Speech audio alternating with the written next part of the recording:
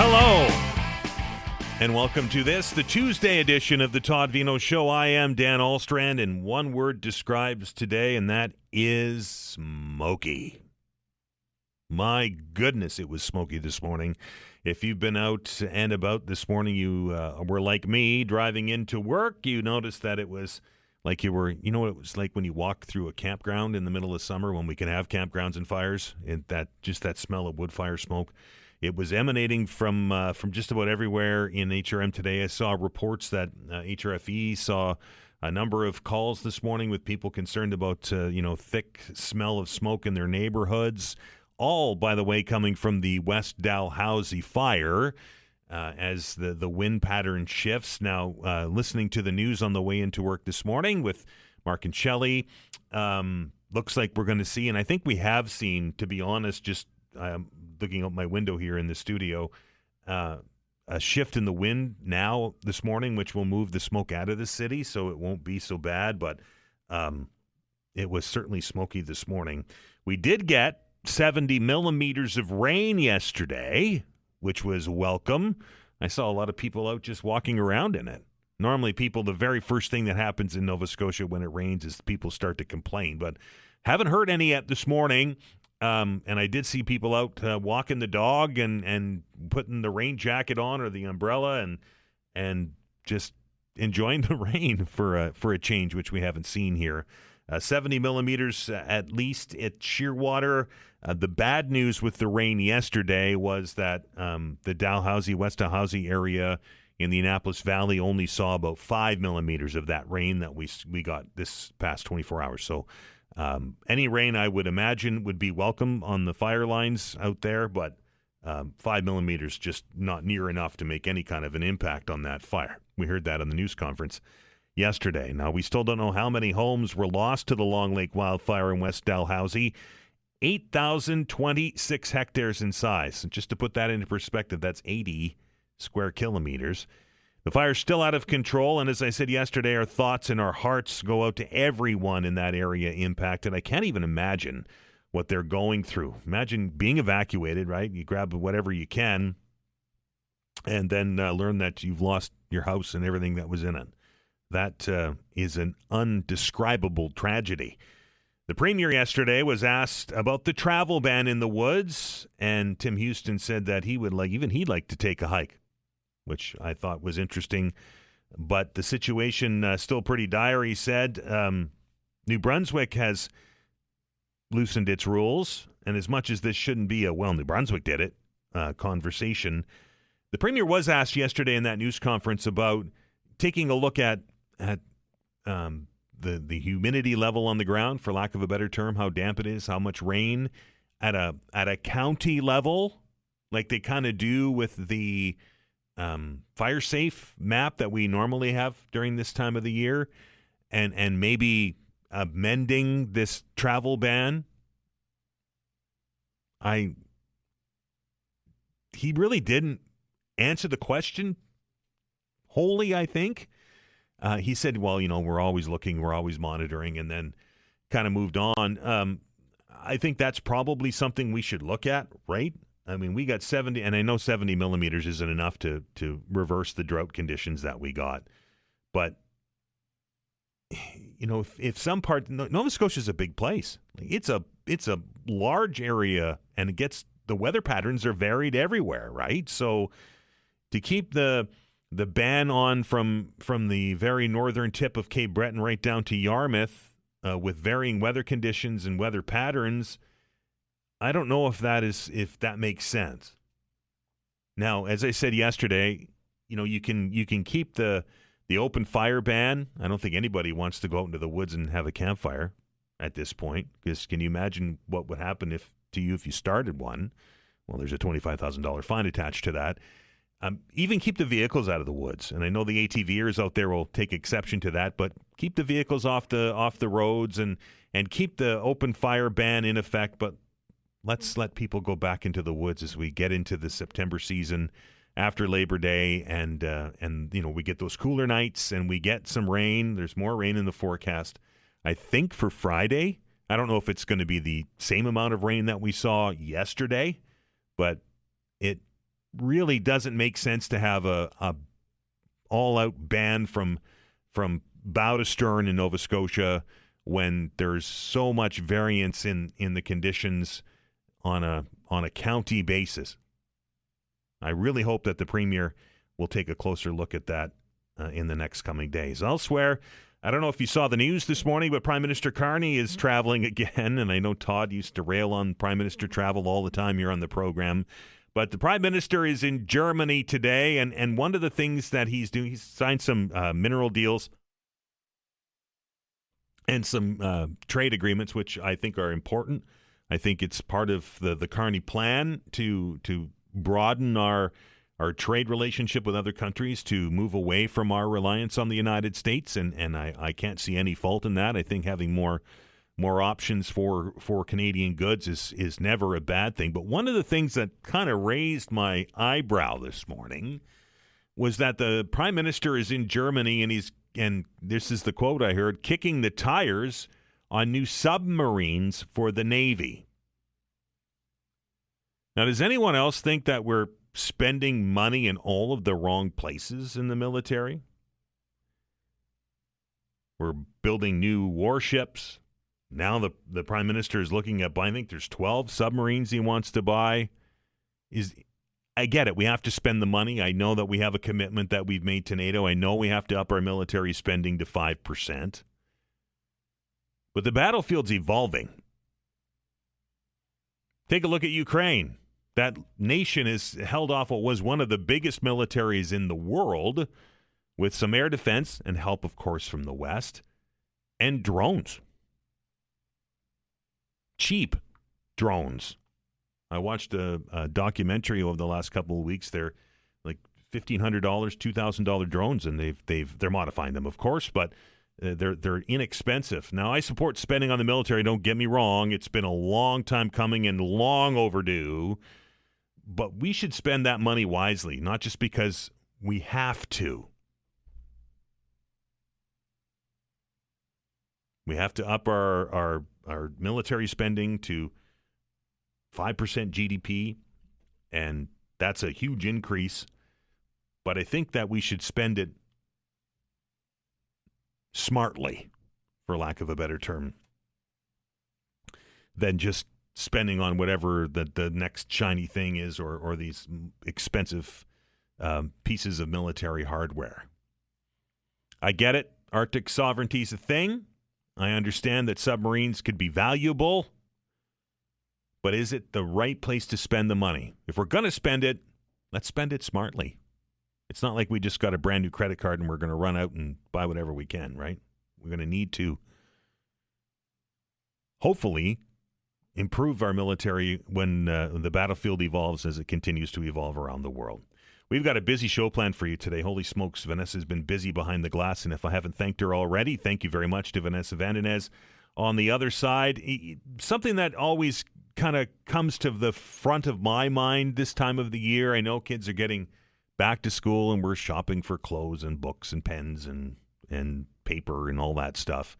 And, you know, there are a number of post-secondary students that are arriving in the city this week, and some are kind of keeping an eye on what's going on with the labor dispute at Dalhousie and if they're actually going to be able to go to class after Labor Day. But that's an expensive proposition. University these days is not cheap, so to speak. So we're going to bring our friend from the East Coast Credit Union, the president and the CEO of East Coast Credit Union, Ken Shea, along with the program today after the lunch hour. He's going to talk to us a little bit about how we can prepare for that. I know it's probably late for this year, being that you're looking at that tuition and books and residence fee and all of that stuff and going, holy smokes, where am I going to get this money from? But we can prepare for next year and for the years to come with a chat about saving for education. Ken Shea, the president and CEO of East Coast Credit Union, will be joining us today.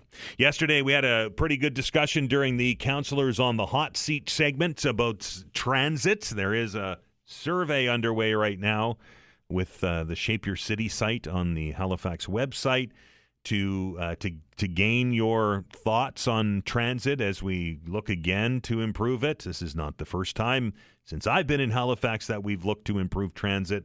But one of the things that came out of that discussion yesterday was an issue with ridership being that people are uncomfortable on the buses because of either a problem or lack thereof air conditioning on many buses in HRM. We had one caller said that the air conditioning was on too much. But for the most part, the calls and the emails that I got on our discussion yesterday were that it's not a new problem. This is not a last week or the week before when we had that really long hot snap of 30-degree temperature. This has been happening for some time. And a lot of the blame yesterday was centered on the driver. So, to be fair, we're going to get the driver's perspective on the whole thing as part of the program today. We're going to have a conversation with the president of the Amalgamated Transit Union, Local 508. Patricio Garcia will be joining us to give us an insider's look as to what's going on with the drivers. And a new report coming out, we're going to talk about this right after the break here, something that we kind of wait on every year, at least I do, from the Policy Center of Alternatives Center, is the living wage study. They look at what the living wages you need to be able to function in Atlantic Canada. And we just got it. In fact, it just released yesterday. And the numbers, go figure, are up this year. And the number will kind of stagger you. The number that you should make in order to live, and not to live, as the old saying would be, high on the hog, but to be able to function in HRM and in Halifax County. And that number, I'm going to suggest that many of you out there aren't making and probably won't make for some time. We're going to welcome Christine Saulnier from the Policy Center in after the break. It's a Tuesday. It's a smoky one. I'm glad you're with us. Glad you can spend some time with us. We're going to take our first break. You are listening to the Todd Veinotte Show. I'm Dan Alstrand. We are back in minutes.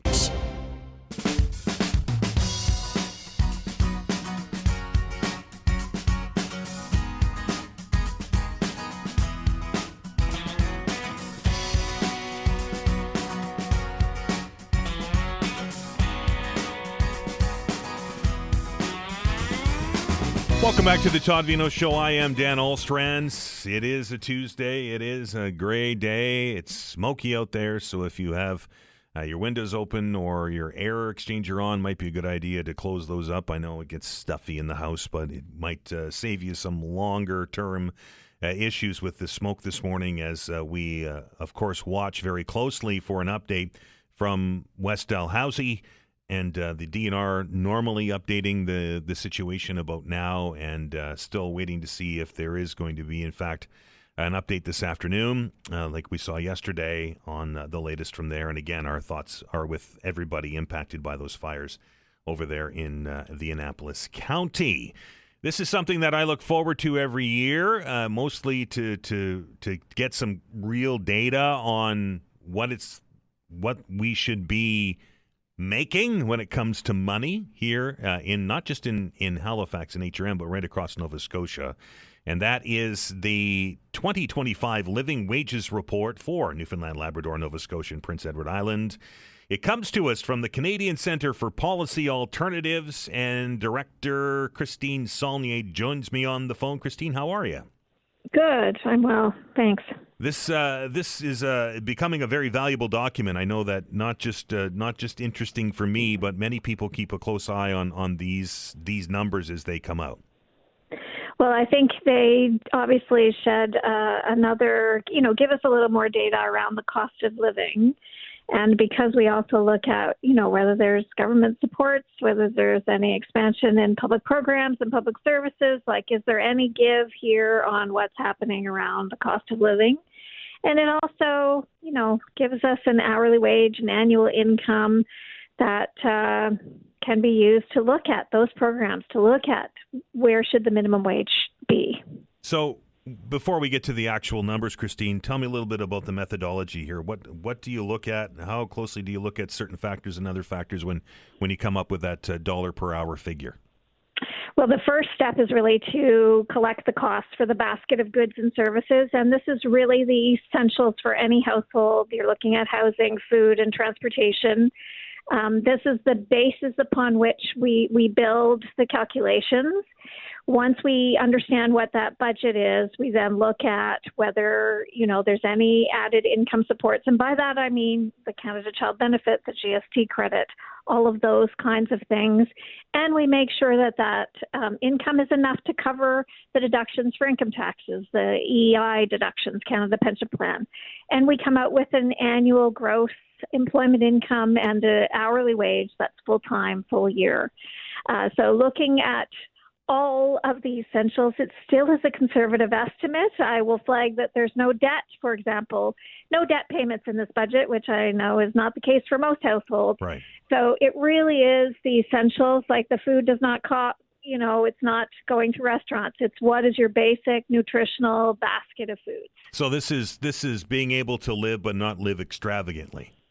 It has a tiny cushion. We calculate about 2 weeks pay for this household, 2 weeks pay, 4 weeks for two people in a household who are working full time. So 2 weeks pay is probably one emergency a year, recognizing that is often what is a major issue for people. You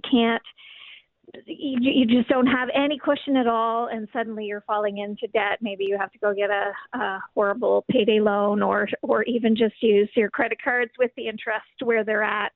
It doesn't take long for you to spiral. So it is trying to give a little cushion. There is a household essentials budget, which often people don't think about. All the things that add up, the laundry costs, everything that you pay monthly, that's beyond just your basic shelter. Internet we see as essential now, having a phone obviously essential, all of that's considered, but it is an average estimate. So, I was thinking that through as we were looking at that and thinking it still means luck. Are you lucky enough to get that average rental apartment, or is your apartment above what we see as average, right? Are you lucky enough to get that affordable childcare space in a licensed center? And frankly, it shouldn't be based on luck, and it shouldn't matter where you live. You should still have access to the essentials. So according to the data in the study in Halifax, we saw from last year to this year a 3.89% increase. The wage now $29.40. What drove the numbers up this year, Christine? Well, as per usual, it's still rental increases. Halifax's rental increase in our budget, so shelter costs went up 9%.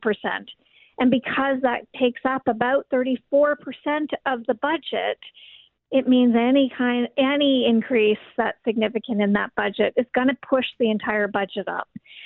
So that's the major increase in the budget this year. Again, we are seeing a little bit of the increase not being as much. That doesn't mean that rents are coming down by any notion. In fact, if you're in the market right now and trying to find a rental, that that's well above what the average is in our calculation. So it's rent. Rent is still pushing things. It's interesting. It's 34% of income, and there's a number of banks out there that wouldn't allow that on a mortgage. 34% of budget. Of budget. So okay. Still about 30% of gross income in our calculations, but 34% of your budget, it means that once that comes out, you're making some decisions about what you're doing with the rest. And when food takes up another 20% or so, food should not be your discretionary spending. You should be able to spend what you need to eat healthy.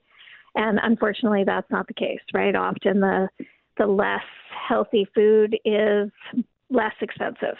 So it's figuring out what can we do to help people be able to afford a good quality house with the number of bedrooms that they need, to the healthy food that they need to be able to, really be included in our community and not feel like they're constantly stressed out. Do we know where this new number, this $29 and change fits with regards to what the average or the median salary is in Halifax? Yeah, so the one thing that we do now is we actually provide a weighted provincial average for the living wage because we know that's an important number. We're not suggesting that the minimum wage should be regional, and it helps us look at what it means more broadly in the labor market.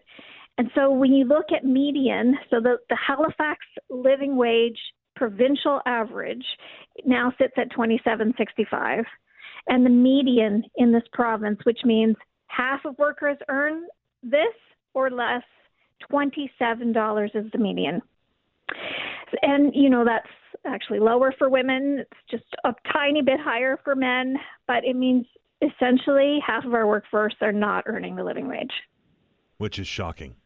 Yes, it really is an indication that for many decades, our employers have been paying workers at the lower end of the scale. And then it is something that we know when Stats Canada releases their data monthly, you can have a look at where average wages are. Nova Scotia is usually at the bottom, competing sometimes with PEI, but has been at the bottom for a very long time.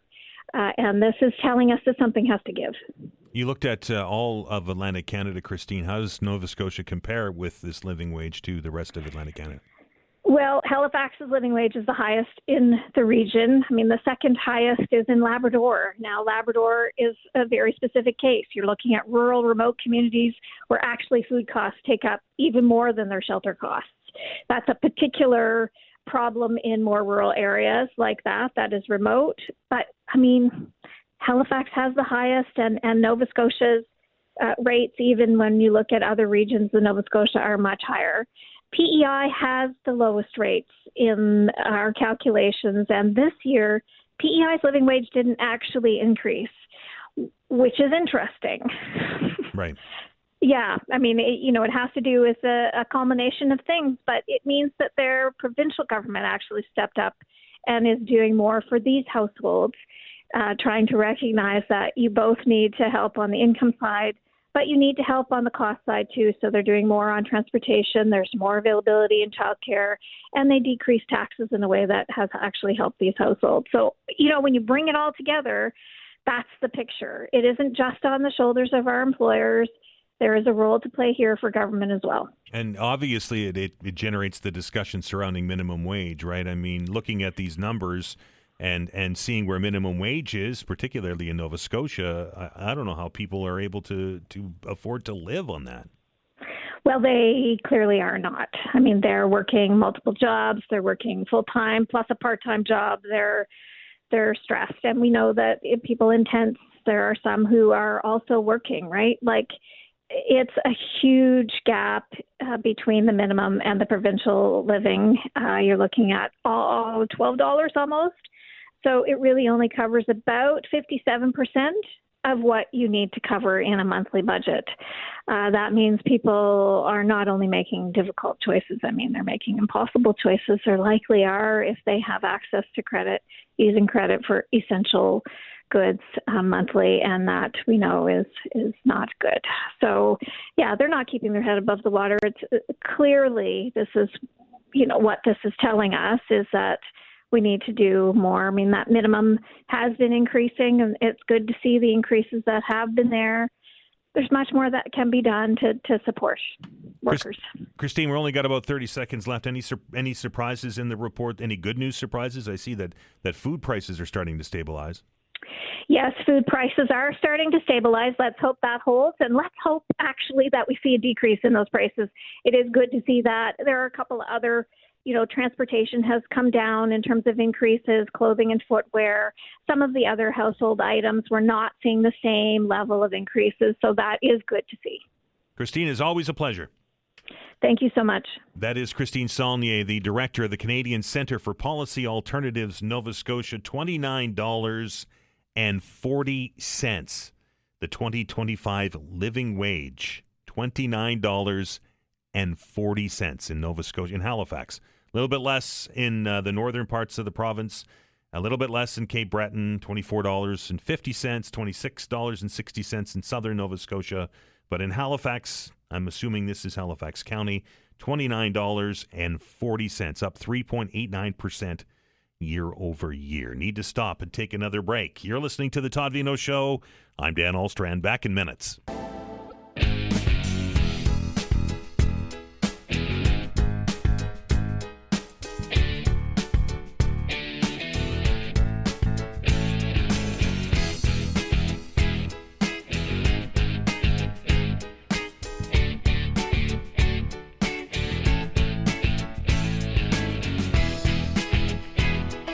Welcome back to the Todd Veinotte Show. I'm Dan Ahlstrand. Hope you're having a fantastic day. Emanating to you live from Young Tower in the Rick House studio. Just walking by his picture coming in here. Always makes me smile.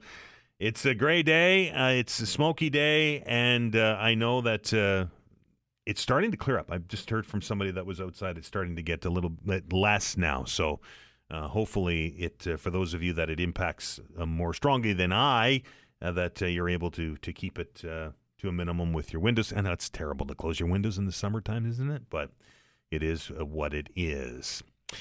We know, of course, last week that Pierre Poilievre was returned to the House of Commons rather handily after winning a by-election in Alberta. And then last week, or earlier this week, I suggest, we saw some new polling data, which we haven't seen for a while. It's from Abacus Data. This comes to us from our website, halifax.citynews.ca. The Abacus Data poll conducted last week finds that if an election were held today, 41% of decided voters would cast ballots for the Conservatives. That's up a percentage point, while Liberal support has slipped 4 points down to 39%. It's the first time in a while that the Conservative Party is pulled ahead of the Liberals when it comes to national voter intention. When we need to dig into these kind of stories and get some perspective, we go to our most favorite political scientist, and that's Lori Turnbull. Lori, how are you? Doing great. How are you? Well, not too bad. Not too bad. Now, is this a surprise that the Conservatives have made up this ground, or that the Liberals, I guess, have lost this ground? Not really. I mean, I don't think so. Like, even if you look back at the election results in April, the parties were both over the 40% mark. You know, kind of Liberals did better than the Conservatives, and they won, obviously. But the parties are, like, we really are in a two-party situation right now, where the NDP is really kind of out in the woods at this point, and the Bloc obviously aren't a factor in most of the country. And so we can really see after the election, which was really about Donald Trump and how to manage him, it really came down to these two big parties.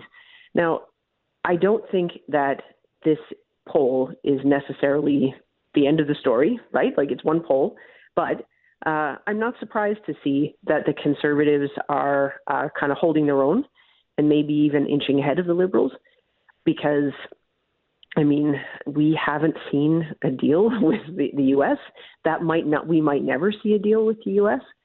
And so I think people are kind of thinking about other things. It's not the issue. The main issue is not necessarily Donald Trump for everybody. People are thinking about affordability. They're thinking about the cost of living. They're thinking about housing.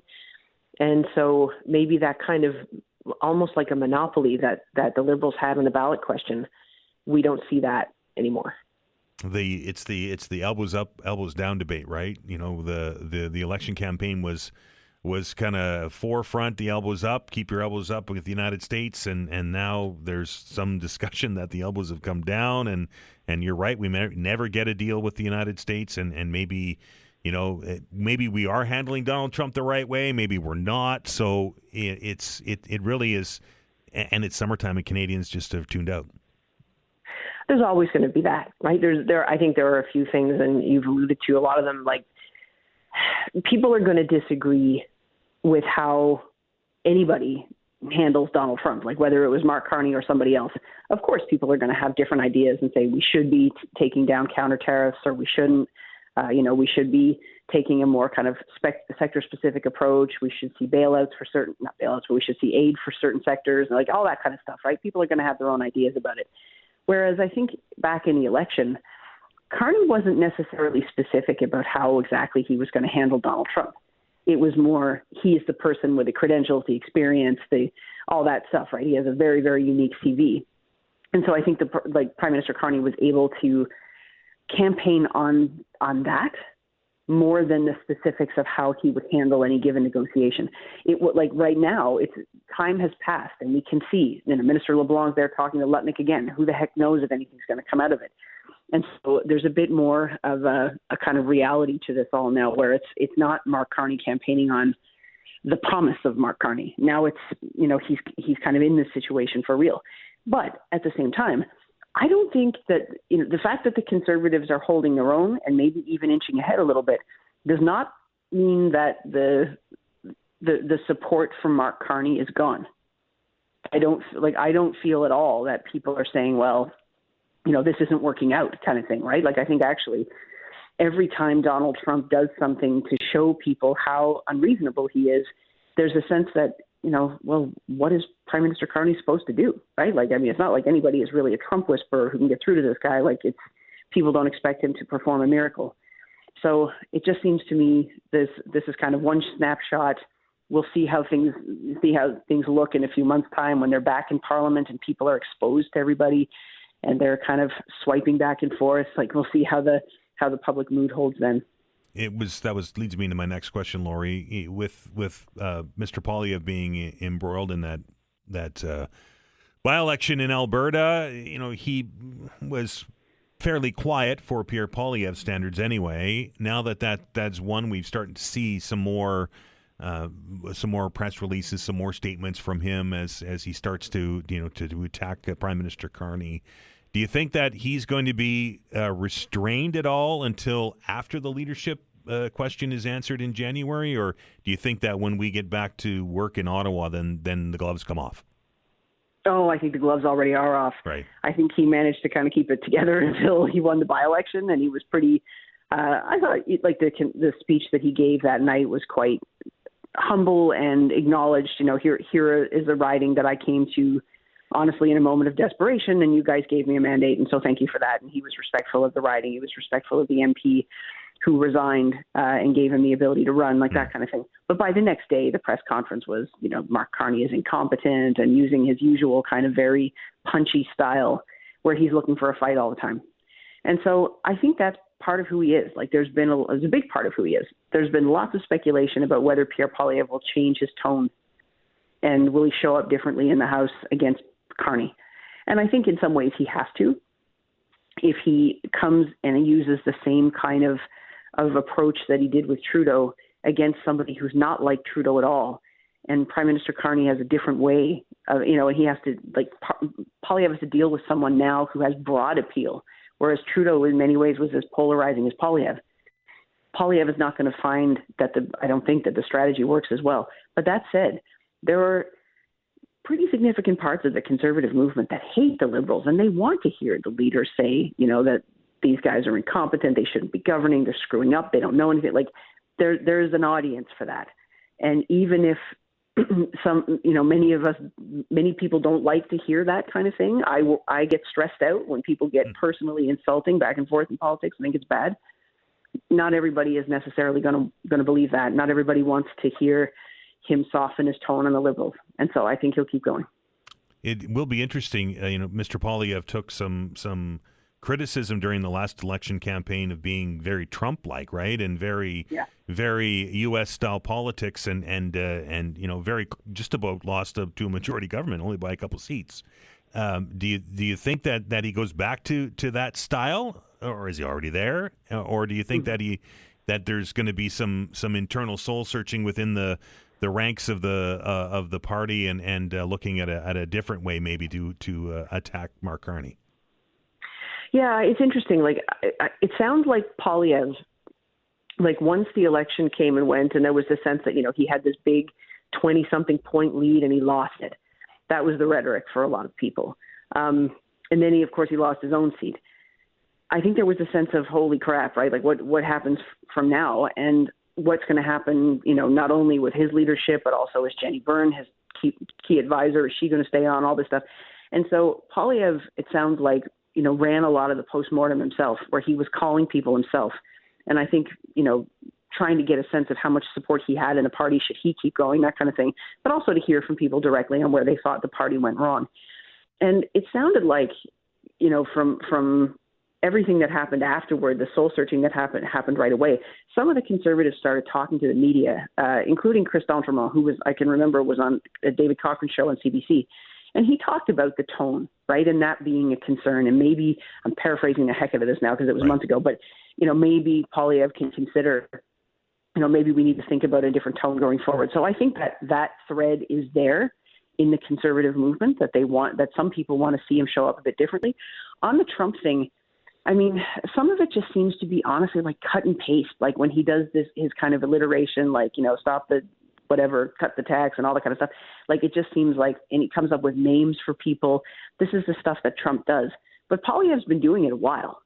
Mm-hmm. Like, I don't know if it's him being Trump-like.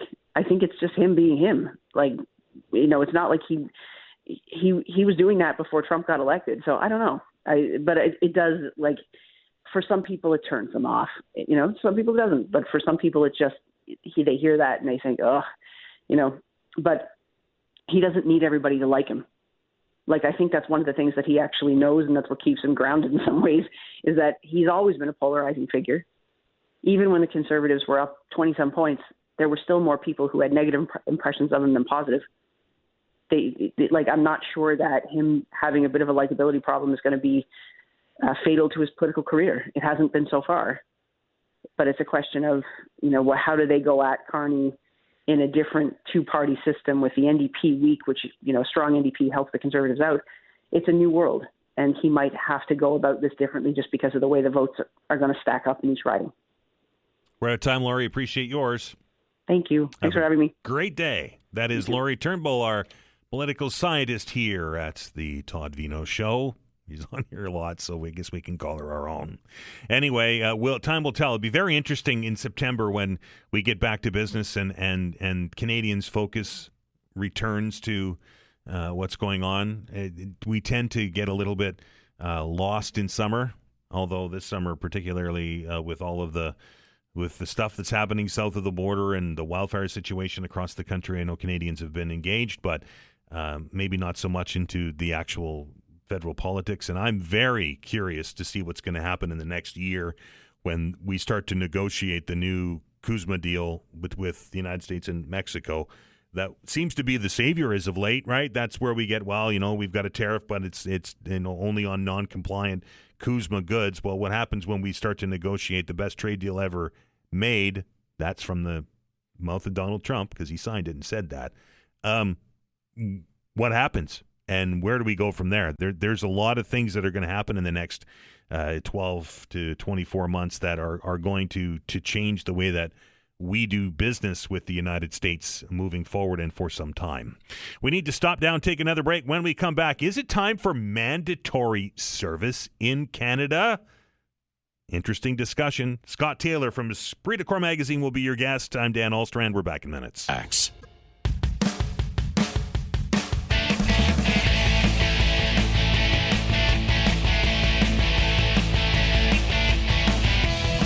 Welcome back to the Todd Veinotte Show. I'm Dan Alstrand. An op-ed in the Chronicle Herald earlier this week grabbed my attention, and I would imagine many others. It's from our good friend from Esprit de Corps Magazine, Scott Taylor, who says that's time to make national service mandatory in Canada. Just a couple of lines from his op-ed before we grab him on the phone here. It says, a recent headline in the National Post grabbed my attention. It read, Canadians overwhelmingly in favor of mandatory national service, while the subhead added, support drops off when respondents were asked about military service. Of those polled, roughly equal numbers were for and against the idea. Data compiled in a survey conducted by Angus Reid on behalf of the National Post. Respondents were asked if they supported mandatory national service in 5 categories: public health, environmental support, youth services, civil protection, and military service. And we're very pleased to welcome the author of that op-ed to the program. Scott, how are you? I'm good. It's always a pleasure. I guess let's start there. Canadians think it's a good idea to serve their country, just maybe not in a military uniform. Well, it was interesting. The 4 civilian roles that you mentioned, it was like as high as 77% in one category and down to around 74% in another. But for the military, it dropped down to about 44% of support, and 43% were absolutely against it. So, whereas most of the others, people were non-committal, they were for the service. And that surprised me that many people would think that we should be giving back to the country. And then, to be fair, there are different age demographics. Obviously, the older people were the ones that wouldn't be called up for it, so they were the most keen to see it implemented. The lowest category was in those between 18 and 26, it would be the most affected. And in their case, the support for the military role dropped down to 20%. But still, I mean, when you crunch the numbers, which we did, in that category, there's about 3.6 million Canadians between 18 and 26, and if you're enrolling them in that period for a one-year stint, whether it's a civilian or a military job, that's about 600,000 inductees a year. So even 20% of that was 120,000, which would more than be ample. The military could still pick and choose who they wanted to fill out their ranks, and I think that's the way we should be going. It would be a fear of this being like a draft, right? Is that what do you think people are concerned about? Well, it is a draft, and people wouldn't want to get killed. Right. But if there's still 20% that would support that in that demographic, that means that you'd get people, especially if you offered them like more of a regular paycheck than you did for the people who were doing mandatory service, planting trees or working in long-term care facilities, doing other civilian assistance positions. They would be just getting some sort of minimal allowance. But if you had an option of, making a bit of money and having access to the military messes for drinks and stuff, you would be a much more favorable option. I think we would have more than the 20%. Throughout my career many years ago, was always a concern about nations with conscripted service. Soldiers don't want to be there. They're not as not as keen, not professional. But do you think that could be different here now if it's just those low numbers? Well, we served. In Germany, we were alongside the German military. That time was conscripted, and the French had conscription, and that made up the majority of their ranks were people who were there just doing their time.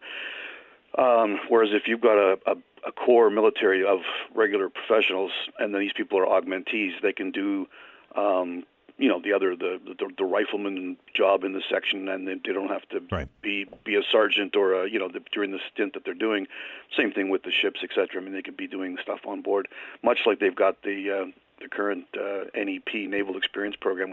I think we're almost into our second year with that now, where people can serve 1 year. They get to go on both coasts, get to experience it, but they don't get trained in an actual trade. So they get to go to sea, they get to experience everything, but they don't actually, they're not fully committed to it. So, but that would be something similar. Do you think it would ever be something that we would consider? And the reason I ask that, Scott, is we know that Canada has to spend that 5% GDP, and they're looking at different ways to do that. Well, this is the thing: is it's like trying to force feed a starving man. Even this plan, if you suddenly gave them a whole bunch of mandatory recruits that people had to serve, it would be hard for them to absorb. It would need to be a ramped up over time kind of thing, because to pull people out of their jobs now when they're so under strength, to have them do training and put people through basic, they're going to either need to contract that out or whatever they do. Whatever there is, it needs to be a creative solution. You can't just simply, push these people into uniform, and then we probably wouldn't have uniforms to put them in. So it's a catch-22. But we do need to do something, and you can think of a million ways to spend that 5%. But if you want to have it long-term sustainable and actually have defense capability, you don't just give everybody a raise and blow money on equipment that we can't afford to operate. So. But in this case, it's we've had other nations, the Scandinavian nations, went back to a limited conscripted service recently. They always had conscripted service in Sweden.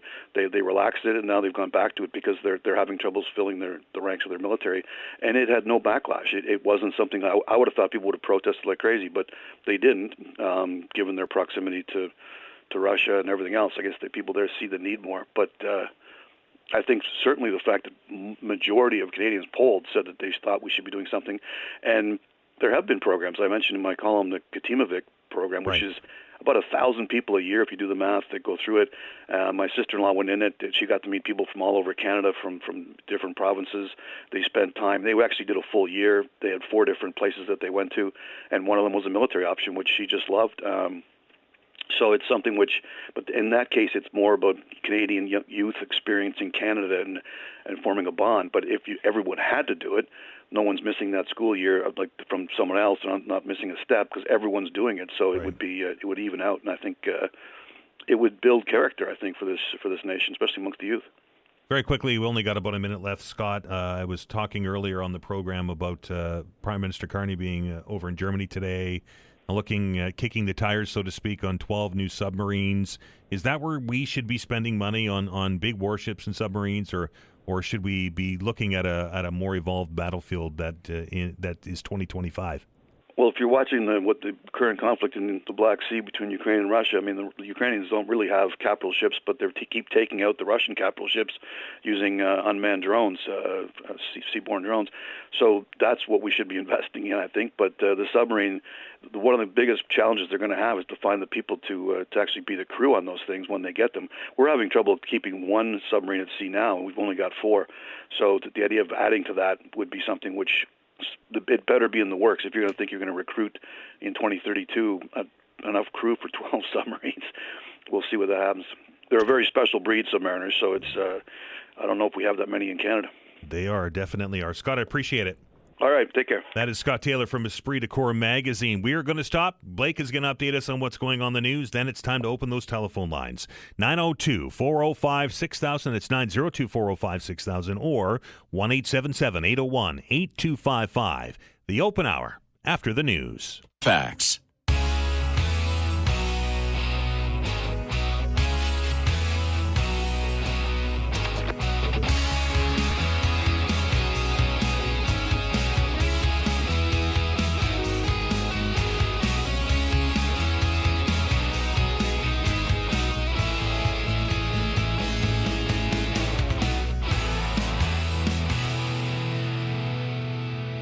Welcome back to the Todd Veinotte Show. Dan Ahlstrand along with you here. It is time now for the open hour.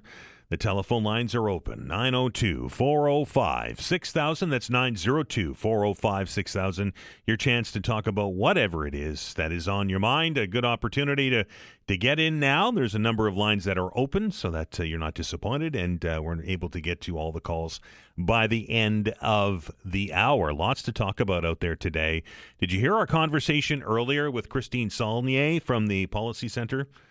The new living wage report is out. Nova Scotia and Halifax in particular seeing a 3.8% increase in the cost of living increase. I suppose it's designed to for people to not live extravagantly, but to be able to function. It is the best way to describe that. It's the Living Wages Report, it's called. It's from the Canadian Centre for Policy Alternatives. $29.40 an hour. Just think about that for a minute. How many people do you think that are not making that money? There's a lot of us listening today that are not making that much money an hour.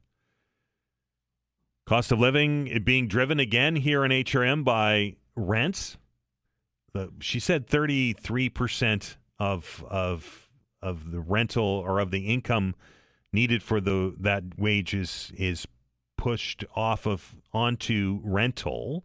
30% if over the gross. So when they break down all of the things that they use to come up with this number, 33% I think it was rent, but overall, it's still 30% of your income, and that number always just is staggering to me. That 30% is kind of what they use for the mortgages, right? Like you can't be over a certain percentage with your living expenses on your house. And I know there are many of you out there that are listening to the program today that are spending well over 35% of your annual income on rent. And a bank wouldn't even touch that for a mortgage. Yet it's okay in the rental world. So $29.40 is the number that the Canadian Centre for Policy Alternatives has come up for a living wage for Halifax for 2025, a 3.8% increase. My question to you is, should we now take a second or a third or maybe a fourth look at minimum wages in this province and move them closer to that number? 902-405-6000. That's 902-405-6000. And our last interview, I've got a couple of emails on about national service, mandatory national service. Now, I will put a caveat on polls, particularly when it comes to dealing with youth in Canada, because the poll goes out and they try to get people in that cohort to respond to the polls. But I will tell you from my experience and from the polling companies that I have interviewed and people that I know that work at them, getting somebody 18 to 26 years old to respond to a poll these days is next to impossible.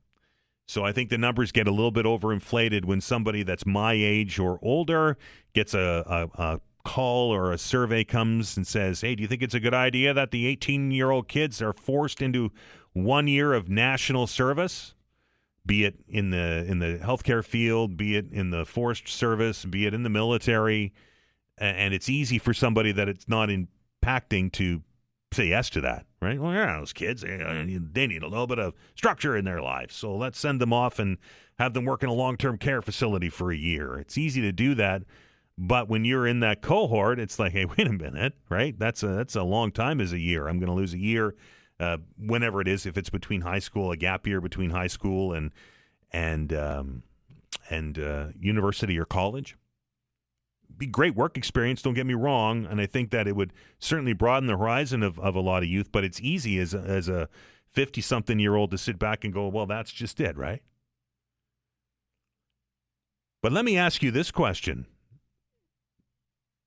Should we have a national service? Mandatory national service. Not suggesting it be military, but it should be a component. But should we have national service in Canada? Should youth be required to put in 1 year with as Scott said, the Katimavik program, with the long-term care, because we know that they're desperate for people to work in long-term care facilities, the military? Should that be something that the Canadian government looks at? 902-405-6000, or anything else that's on your mind. This is the beauty of the open hour. Again, 902-405-6000. Let's go to the phones. We welcome Dave to the program. Dave, how are you? Very good, thank you. Thanks for taking my call, Dan. Sure. What was it? We need to be making $29 an hour, roughly? $29.40. Yeah, okay. And how much tax would come off that? How much deductions comes off that? I would imagine it would be the same as everybody else, right? Yeah, probably half if you're lucky. Right. Maybe walk away with. And I was just looking at when Canadians celebrate Tax Freedom Day, and this year it happened to be June 8th. If anybody knows what that is, you're basically paying the man, our government, taxes-wise, right, through various taxes. We kind of forget that we have property taxes, income tax, but we're taxed on everything, from the pump, fuel, vehicle, carbon, payroll, health, all that kind of stuff. It does come off. And take a look at your grocery bill and see how much comes off on there in the way of taxes. And a lot of that goes to our healthcare system, which is ailing. A lot of it goes to an ailing healthcare system. So, we have some major problems inside our country. But what I'd like to talk about is actually our Prime Minister, who is now in Germany, and yes, talking about submarines and we have 4 diesel subs here. We can barely keep operating. Right. And I think just one is operating, and the others might be on dry dock or something like that. I'm not too sure. I know a fellow that does work on the submarines. They're very complicated machines, and these are diesel subs. These aren't. And if you're going to build a submarine, it better be nuclear, because that's the way it is now. So, diesel subs are the thing of the past, and they're probably somewhat effective, but. And then what did he do? He was in Kiev yesterday, if I'm not mistaken. And this is the kicker that bothers me, Dan, is the possibility of boots on the ground. Well, when we're talking that, with a ceasefire possibly, and maybe even sooner, we don't know. He's talking about possibly putting Canadian boots on the ground. And I think when you have 25,000 Canadians, I believe in Latvia right now, is that where he is now? But he can easily move Canadian boots on the ground. Mm-hmm. And even in a ceasefire, we've seen the ceasefire attempt in between Russia and Ukraine. It's a dangerous place. I mean, you got landmines everywhere, no doubt. Right. It's a grubby war. Talking about using drones and what have you, this is still a man-to-man combat. They're in trenches out there on the front lines. It's a brutal, huge loss of life. And I would hate, because my son's also in the military, he served some time in the Middle East and what have you, and I would hope to heck that we don't see our young men and women with boots on the ground in Ukraine at this point in time. That is not even a NATO country, by the way. I know we love Ukrainians. We have lots of Ukrainians here as well. There's problems all over the world, sadly, and but we're in it now with our government. Another $2 billion, I believe. It was $2 billion yesterday announced. Yep. Over a period of time, and I get that. And here's the kicker: Trump's very smart. You know where a lot of this is going to be? Is going to be a military equipment.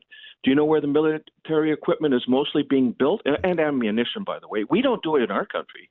It's down in the United States from these big Packard Hewlett or Hewlett Packard, Boeing. They're the ones that are reaping the money out of these wars. The war machine, I guess, if you will call it. And Trump's not stupid. And remember, Trump actually kind of liked Carney. He said he didn't like the other guy, Polyev. He actually said that. And I think, in my opinion, because I know Carney has a lot of interest in the United States, I think he still owns some property in New York City, as a matter of fact. He's like a little puppet to Trump. I mean, did he not just also get rid of the retaliatory Well, I don't know tariffs? if you can call him a puppet. That would mean that Trump is pulling his strings, right?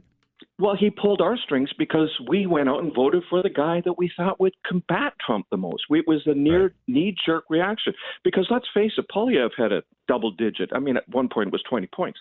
It was one of the most strangest elections I'll ever see in this country. And Dan, I really want the best for this country from what I'm seeing right now. And where is this money coming from? Talking about taxation. Like, where are we? I know we have to up the military and what have you, and I get that. And I like seeing an increase in our military and our young men and women. They certainly deserve it. But where is this money going to come from? It's just we have a lot of issues in this country, including our healthcare system. So, anyways, that's my rant for the day. And thank you very much. If you have anything to comment on what I said, I'd appreciate it, Dan. And thanks for taking my call. Cheers. Have a fantastic day, Dave. 902-405-6000. That's 902-405-6000. We need to stop and take a break. The open hour continues on the other side. Lots of open lines if you want to get on and just get something off your chest. It's a perfect opportunity. 902-405-6000, 1-877-801-8255. We are back after the break.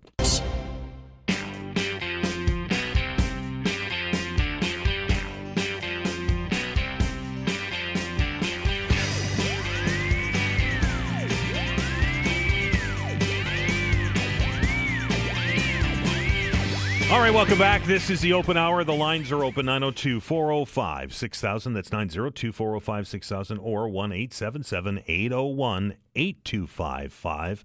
Lots to discuss out there. A good conversation in the last half hour about minimum wage and the living wage in Nova Scotia, which the Canadian Centre for Policy Alternatives says this year is $29.40. And I got an email during the break from Rob, who said if Nova Scotia's minimum wage is not sufficient to pay for a worker's essential needs, that means the taxpayer is picking up the difference through social support programs. In other words, Nova Scotia taxpayers are subsidizing some local businesses' profits. And that is from Rob. Another email I got was from Dan, who says, hey, Dan, $29 an hour is $61K a year. And he says that he doesn't know too many people who make less than $60,000 a year. And then he adds, not sure why you're coming across like it's a crazy high number. Well, Dan, you and I must run in different circles, and that's perfectly fine. But I know a lot of people that are making less than $60K a year. And in fact, I know many people who would love to make $60K a year and aren't. So it's all a matter of perspective. That's why I think that number is important that we get every year, because we get an idea of what it costs to live out there. I've said it before. I don't know how a single person, one income, single person can function in HRM. I really don't. Other than nailing down 3 jobs and not having any time to oneself. It's brutal. Anyway, 902-405-6000 is the number. Let's welcome Bill to the program. Bill, how are you? Well, I listened to you earlier there, and I was very pleased to see that you're in the same step as I am regarding equipment and so on for our armed services. Mm-hmm. You talked about the drones and so on. I mean, it's a huge, huge billion-dollar deal there they got, Canada's got with the states and planes. I mean, a huge amount. I forget how many billions that are obsolete, just like you said with these drones. Same way with tanks. That's a coffin if you're going to get into that. Well, one guy decides to roll the drone, that's gone. The submarines, you're right on there too. It's got to be nuclear or forget it. And destroyers, they're sitting ducks too. So you're so on, just in lockstep with me, what I'm thinking, that what are we doing here? And they're putting all kinds of personnel over there. Well, we're out of line here with this whole thing here. This is big money that's going to be wasted. I agree with you, Bill. 100% agree with you. And there was something else I was going to say there, but anyway, I guess it slipped my mind. Must forget that way when you get old or something. Eh? Oh, maybe. I don't know. I'm not old yet.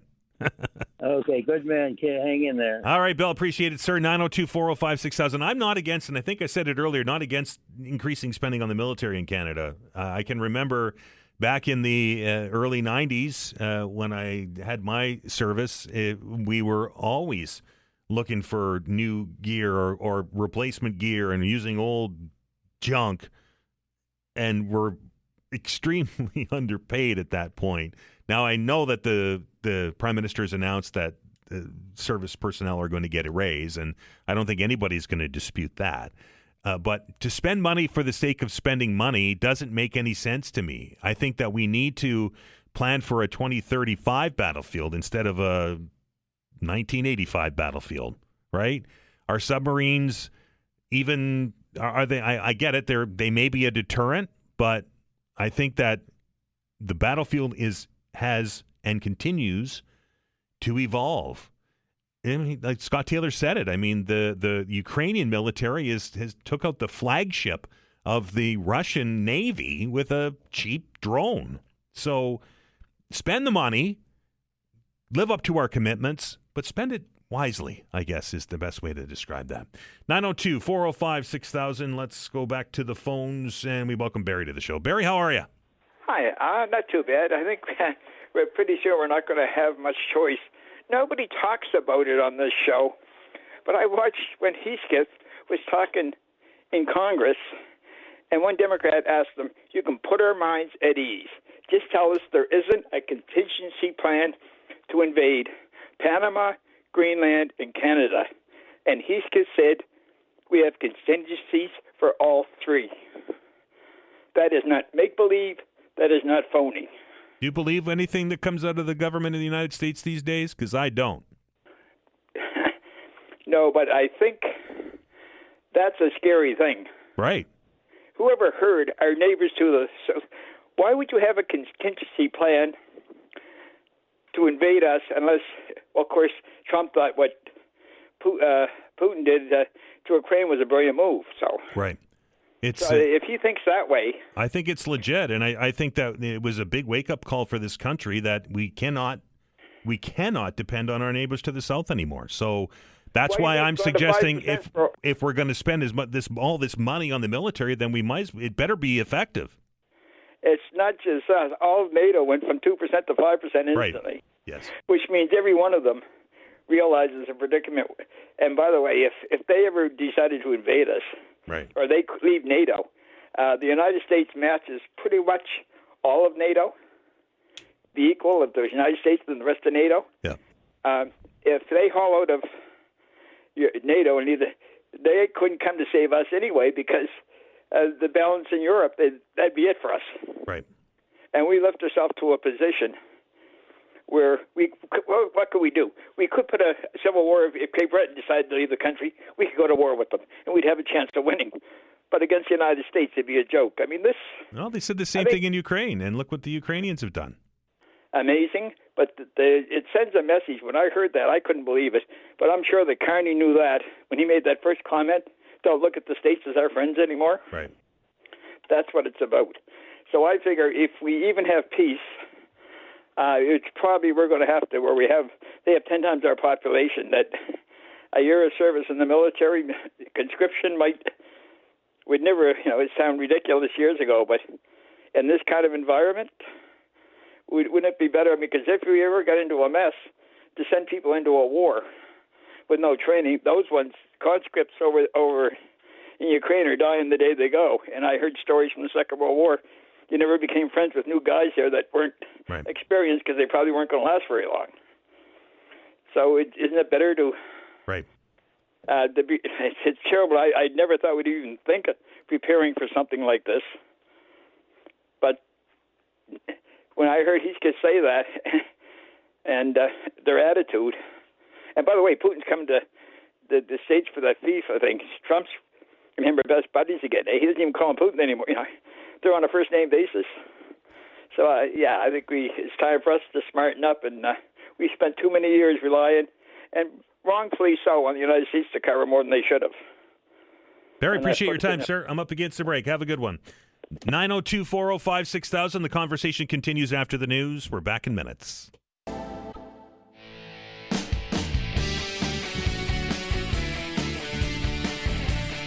Did you hear that? Blake updating us on the news there just moments ago, telling us about that sub deal that the Prime Minister is in Germany talking about, and the price tag is $2 billion each. $24 billion on 12 pieces of gear. Now, I know they're obviously big pieces of gear, but is that what we should be spending our money on? 902-405-6000. And I will be very upfront. I'm not a Navy person. I was in the Army, so maybe we need 12 subs to patrol the Arctic and the coasts of Canada. But that just seems like an awful lot of money on something that feels like the technology is old. I know that they use subs to deploy missiles and they become platforms. And the American subs, they have all their missiles aboard those, and I don't know if that's what these are. If these are just, and I'm putting quotations around it, regular subs again. I'm not a Navy guy, but that just seems like an awful lot of money to spend because we need to spend money. And it just doesn't feel like that's where we should be spending money these days. Anyway, enough of me. 902-405-6000. Let's welcome Dave to the program. Dave, how are you? Not so bad. How you doing? I'm good. What's on your mind?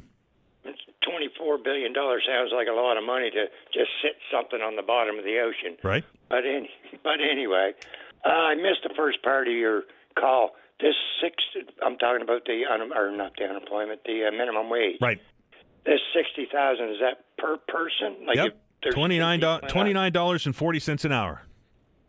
So that's like for two people in a house, they should both. Nope. That would be that's what a person needs to make in order to live in Halifax. Is $29.40 an hour. Shit, my wife and I together, I think last year we made 65. That's together. Right. And she has what they call a full-time job. Well, everybody knows now a full-time job. If you get 20 hours a week, you did good. Right. Now, if you're going to boost, basically double the minimum wage, your coffee, your groceries, everything's going up. When you that's go to just Tim it, Hortons, right? It all has an impact. That $2 coffee is now $5. So by giving me that much more, I'm still in the same spot. I still can't afford nothing. Right. No, I hear you. I don't think that we should raise the minimum wage to $29, but I do think that we should start paying people more than minimum wage to do jobs. That's just my opinion. I agree, but every time, everything's just going to go up in accordance. If I have to pay my workers more, right, well, then I have to charge more. I mean, I don't have any workers, but you know what I mean. I get it. Yep. So, but anyway, now I didn't realize that. Geez, we should be making $106,000 or $120,000 a year. Wouldn't that be nice? We missed that by a lot. We just barely make the 60. Right. Dave, appreciate it, sir. Anyway. Have a good one. 902-405-6000. That's 902-405-6000. Let's welcome Keith to the program. Keith, how are you? Hi, Dan. How are you this morning? I'm good. What's on your mind? I just wanted to make a comment.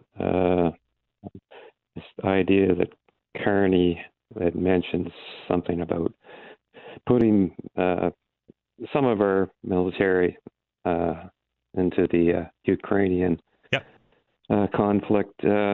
Ukraine's not even a part of NATO. Nope. I believe. No, so you're correct. I would be totally against doing something like that. Not that it matters what I say, because would that be doing something like that?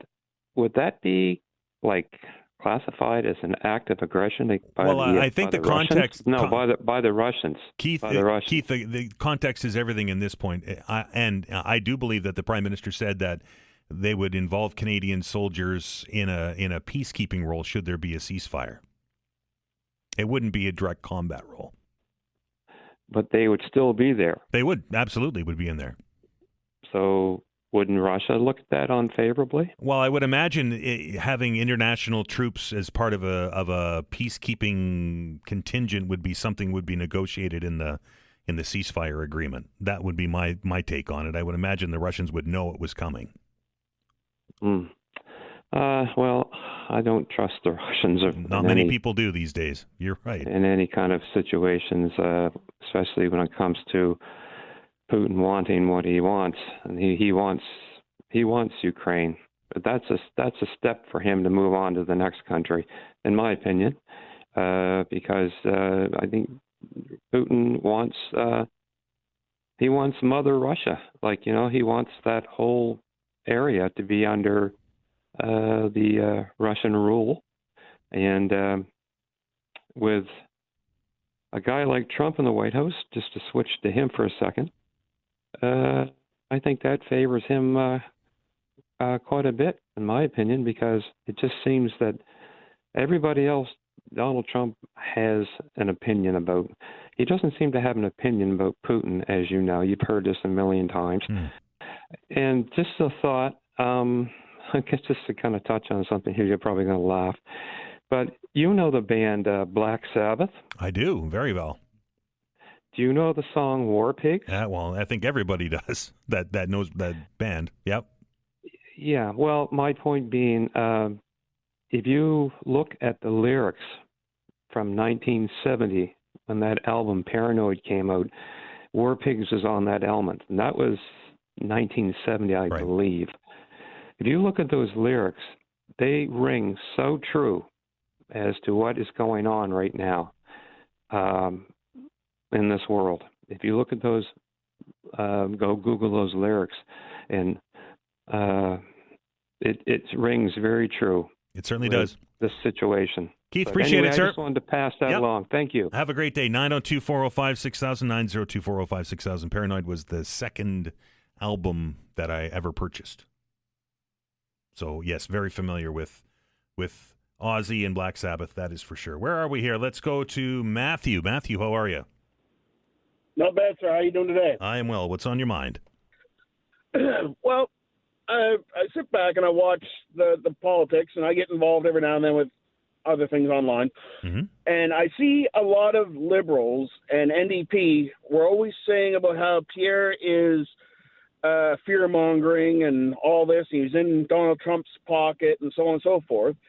Yeah, okay, here we are 6 months later, or 5 months later, and I've never heard anything come out of Pierre's mouth other than facts about situations in Canada.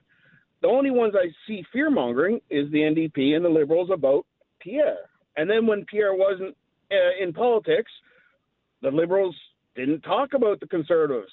All of a sudden, now Pierre's back in seat, and all of a sudden now the rhetoric is coming from the Liberals about Pierre this, Pierre that, Pierre this, and then they say, that's the way politics Pierre works, though, isn't it, Matthew? I mean, that's kind of the way we do business. I mean, it goes both ways.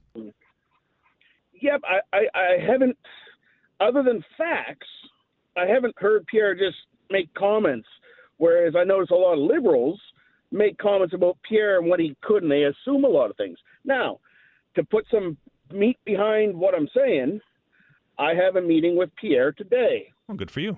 And Matthew, tell him that our phone lines are wide open if he wants to call in. Well, here's the unique thing about it all. His focus wasn't to meet my management. It was to talk to the people that work with us. Right. I thought that was pretty down to earth, and that's pretty cool. It's not all over the news that he's in Nova Scotia, and yet he's going around talking to the people that actually boots on the ground working. Well, Matthew, I will say that Mr. Poilievre can sometimes contribute to that because he doesn't do media. He just doesn't. So my door is wide open. If he wants to come to the show, if he wants to call the show, by all means, I will take that call 10 times out of 10.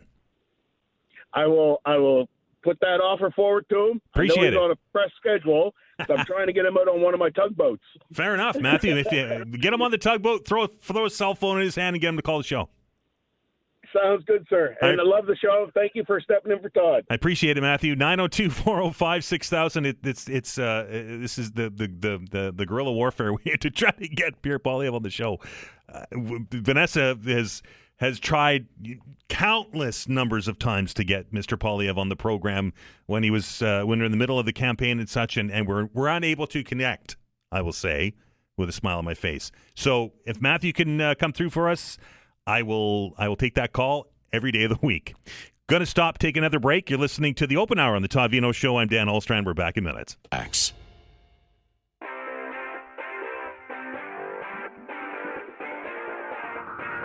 All right, welcome back. Very quickly, a couple of emails before we go back to the phones. We were talking about that $29.40 an hour that the Canadian Centre for Policy Alternatives says is needed to live in Halifax. This from Richard, who says $29 an hour. I know friends who work at 311, etc., who make significantly less than that, and then adds something is wrong. And Rob writes, the average paramedic in Nova Scotia makes $53,000 a year. Think about that for a sec.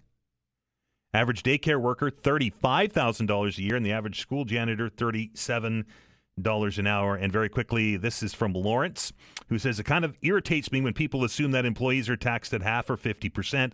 Someone who's making $29 an hour and works full-time would earn about $60,000 annually and would pay $13,000 in tax, which is about 23%. The 50 number tossed around a lot, and I just like to keep things in perspective.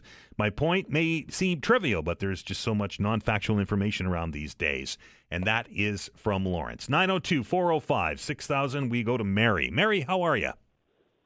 Good. How are you, Rob? I'm good. What's on your mind? Are you Rob or Dan? I'm Dan today.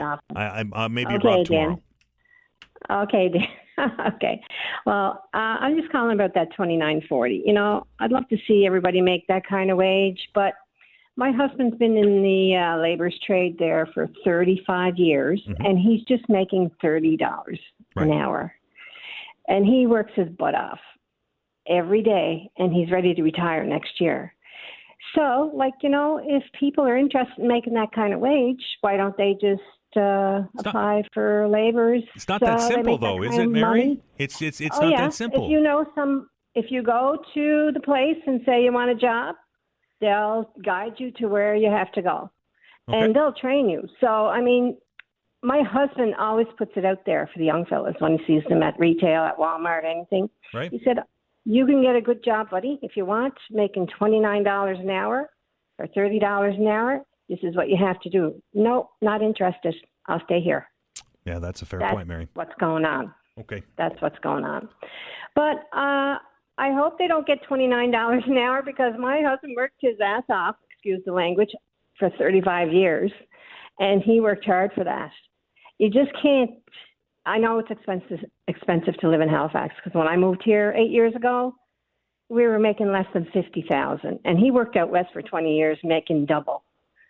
So we know what that's like, just to barely make it paycheck to paycheck. And some weeks we just barely made it. But yeah, there's a lot of tradesmen out there, like, local electricians, whatever. They train people. They're in need of people, all the buildings that are going up. If they want to make that kind of money, it's out there. The work's out there. All right, Mary, appreciate the call. That's all I have to say. Have a good You're one. welcome. 902-405-6000. If somebody's out there in the building trades that's listening to the program right now can call me and tell me that they're taking people off the street untrained and are training them and starting them at $29 an hour, I'm sure there'll be a lot of people out there that like to hear that. 902, maybe it is. And I'm not suggesting Mary's wrong. I would like to learn with the rest of you if that's the case. 902-405-6000. It's 902-405-6000. We welcome Alan to the program. Alan, how are you? Hey there. Good. Yourself? I'm well. What's on your mind? I was commenting about the wages, particularly in this province. One thing that's always kind of blown my mind about the wages in Nova Scotia is we can have a company that has employees in this province and other provinces, and for some reason we get paid less based on our geographical location, and it's been that way for quite some time. So, like for example, like somebody at Walmart I totally working in agree Toronto, with you, Mike. yeah, Absolutely. and it makes no sense. Like, why is our work valued less based on our geographical location? And I'm not going to be an apologist. I'm not going to be an apologist for the big companies, but the line that I get is that, well, the cost of living in Nova Scotia is cheaper, but we know that's just not the case anymore. Yeah, exactly. Now it's not at all anymore. And on top of that, we face some of the highest taxes. So say you're making not that the highest taxes a in the year, country, right? Yeah. Yeah, that gets brought down to what, mid to high 30s, maybe 40s per year when after taxes. So yeah, sure, you can say you're making 60 grand, but in reality, right, you're making quite a bit less than that. And it just doesn't make sense that we seem to get punished based on where we live in the country as opposed to other workers doing the exact same job for the exact same company. It's starting to feel like that, isn't it? Yeah, and I don't buy into that whole, the cost of everything will go up, because as we've seen, the cost of everything has gone up. Right. Wages have stayed. My wage hasn't gone up that much, that's for sure. Hey, Alan, I appreciate the call, sir. Thank you. Have a good one. 902-405-6000. Let's welcome Mike to the program. Mike, how are you? Hey, Dan, I'm good. How are you? I'm well. What's on your mind, sir? I just want to shed some light on what not the last caller, the caller before him said about the walking off the street. So my stepson, he's becoming a plumber. He was on the waiting list for 2.5 years to get into NSCC, and he's doing exactly what that lady said. He went to a company. They're starting him as an apprenticeship. He doesn't have to go to school. He can work on his hours. As he gets enough hours, he can write his blocks until he can finally challenge Department of Labor. You don't even have to go to trade school anymore. You can challenge the exam. If you can find someone to take you in, and you still have to do the apprenticeship program, you have to get your hours signed off. You still have to work on your hours the same as if you went to school. The only benefit of going to school when you come out, your class is a second year. Is the way he's doing it. He's just classed as nothing right off the start. But he don't walk in the door at a union journeyman plumber's rate. Like he started at $18 an hour. Yeah. And he'll get like a 35-cent raise every 1,000 hours. Right. And then he'll get a bigger jump when he writes his first block and becomes a second year. No, that makes sense. So he didn't just walk through the door like she said and make him $30 an hour. Yeah, because if that's the case, I think I'll walk over to the construction site next door. Yeah, I'll come with you. Fair enough. Mike, I appreciate it. Have a good day. Take care. 902-4. See, ask and answer. That's the beauty of the Todd Veinotte Show. There are so many knowledgeable people out there that listen to this program, and when we need to know an answer, they certainly will pick up the phone and dial the numbers. Nelson, how are you?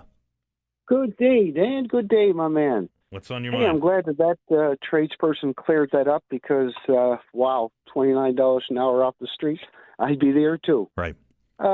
What you're saying, though, Dan, if you think about it, $29 an hour, all of these people going to work today who are making less than that are actually going backwards. So by the time they get to retirement, they're not going to be able to retire. No. most Nova Scotians are not going to be able to retire. It's as simple as that, because most do not make $29 an hour now. Yeah, and a big chunk of retirement income in the, and I'm going to put quotes around this, in the old days was being able to sell your house. Most people can't afford to buy a house now, so that money is not there to retire on. Oh, absolutely. It's a spiral downwards, it looks like to me, to Nova Scotians. My Right. God, there's really no future. If you're looking at it that way, you're going to have to work till you die. And if you can't, well, unfortunately, you're going to be homeless. That's kind of the scenario that I'm looking at here. And unfortunately, with the amount of immigration into our province, it just makes it even worse, because the jobs now are actually very hard to get. Even low-income jobs are extremely hard to get now. So that's a very dire idea for the people to look at now going to work. It must be awful frustrating. I'm very fortunate now that my career is over and I'm retired, although it's getting a little rough now. It was when I retired, I was set. I was all set. And then, along come COVID and everything's gone backwards since. Yeah. But it's got to be very disheartening for Nova Scotians going to work, knowing that they're going backwards every day. Nelson, appreciate the call, sir. Thank you, Dan. Have a great day. And last word today goes to John. John, how are you? Not bad yourself. Good. What's on your mind? Well, I think there might have been Rob Snow's show. I brought this up. Sure. I hear it over and over and over again. Increase the wages, increase minimum wage, increase everybody's wage, Rob. Nobody, including our politicians of every freaking level, doesn't look at why are we paying so much, Rob? Automation was supposed to lower prices, give people more time to spend with families and leisure. That never happened. The global community was supposed to be the other thing, that, it's going to be better for everybody. The only people that these two things alone helped out were heads of corporations and shareholders. The average person has not really benefited from automation, the global community, however you look at it. And I would really love to see some of these are really smart politicians, what I guess we have, look into it and ask, why does a loaf of bread cost $5? $5 for a loaf of bread? Holy smokes, where? If a half a loaf of bread, if it's not white, is $2 something at Walmart. Okay. That's half a loaf. Okay. Now, yes, you can go buy white bread, which your doctor will say that's not good for you. Right. A lot less. But it's just the price of everything. And as far as, the last gentleman was correct, and I'm retired now, and things, oh man, I tell you, I just don't understand where the retired, and nobody's talking about the seniors. How are they making it? Scary times, John. I appreciate it. I'm out of time. Appreciate your call. But there are some questions to pass on to our leaders. Well, hopefully they're listening and they'll join us and answer the questions. John, I appreciate your call. Okay, take care, bud. And I appreciate each and every one of you for taking time out of the day, dialing the numbers and joining the show. You make my day when you do it. We're going to stop. Blake is going to update us on the news. On the other side of it, we're going to dig deeper into this issue with Halifax Transit. Halifax buses suffocatingly hot in warm temperatures with many broken AC units. The president of the Amalgamated Transit Union, Local 508, Patricio Garcia, your guest. We're back in minutes. It's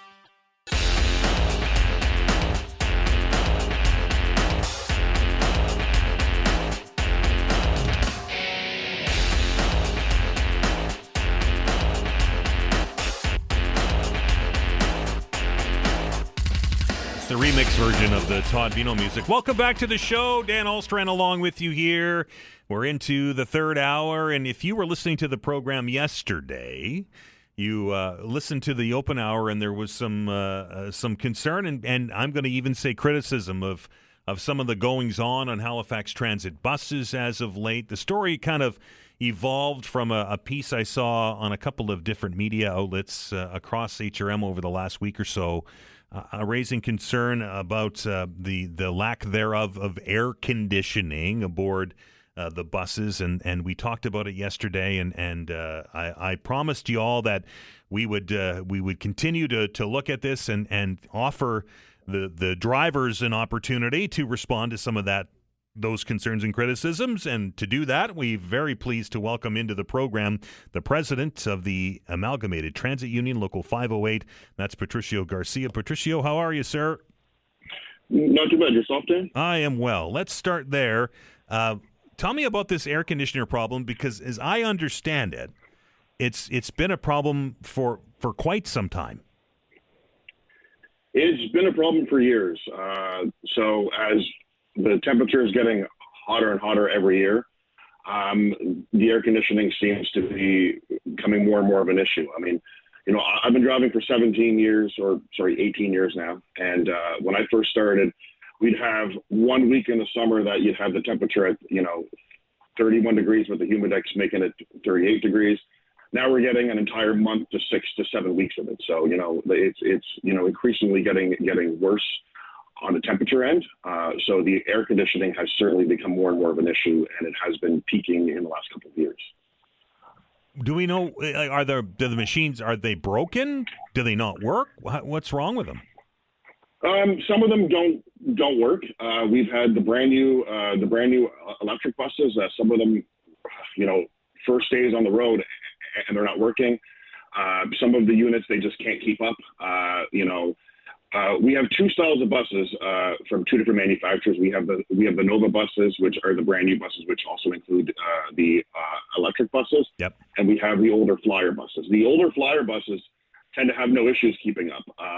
They tend to, when they're working, they work well. The problem with it is that those buses are 15 to 16 to 17 years old. So a lot of them, their air conditioning is breaking down because they're old and the systems are, on their way out, as are the buses. The buses are being retired all the time. The newer buses, there's been quite an issue with them keeping up. They don't seem to have the same strength as the older buses do.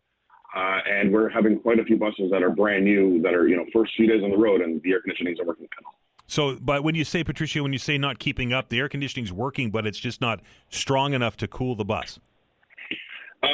That is the case in some cases. In a lot of cases, it's completely broken down. So I'd say this summer between 50 to 60% of our fleet, the AC is broken, not working at all. So that's completely, going out on the road with absolutely zero working AC. There's something wrong with it, or it's blowing out hot air. So some of the problems stem from the fact that all of our newer buses, we as operators have one switch, and that switch is an auto switch. So we're depending on a thermostat on the bus to tell the bus to either give us AC or give us heat.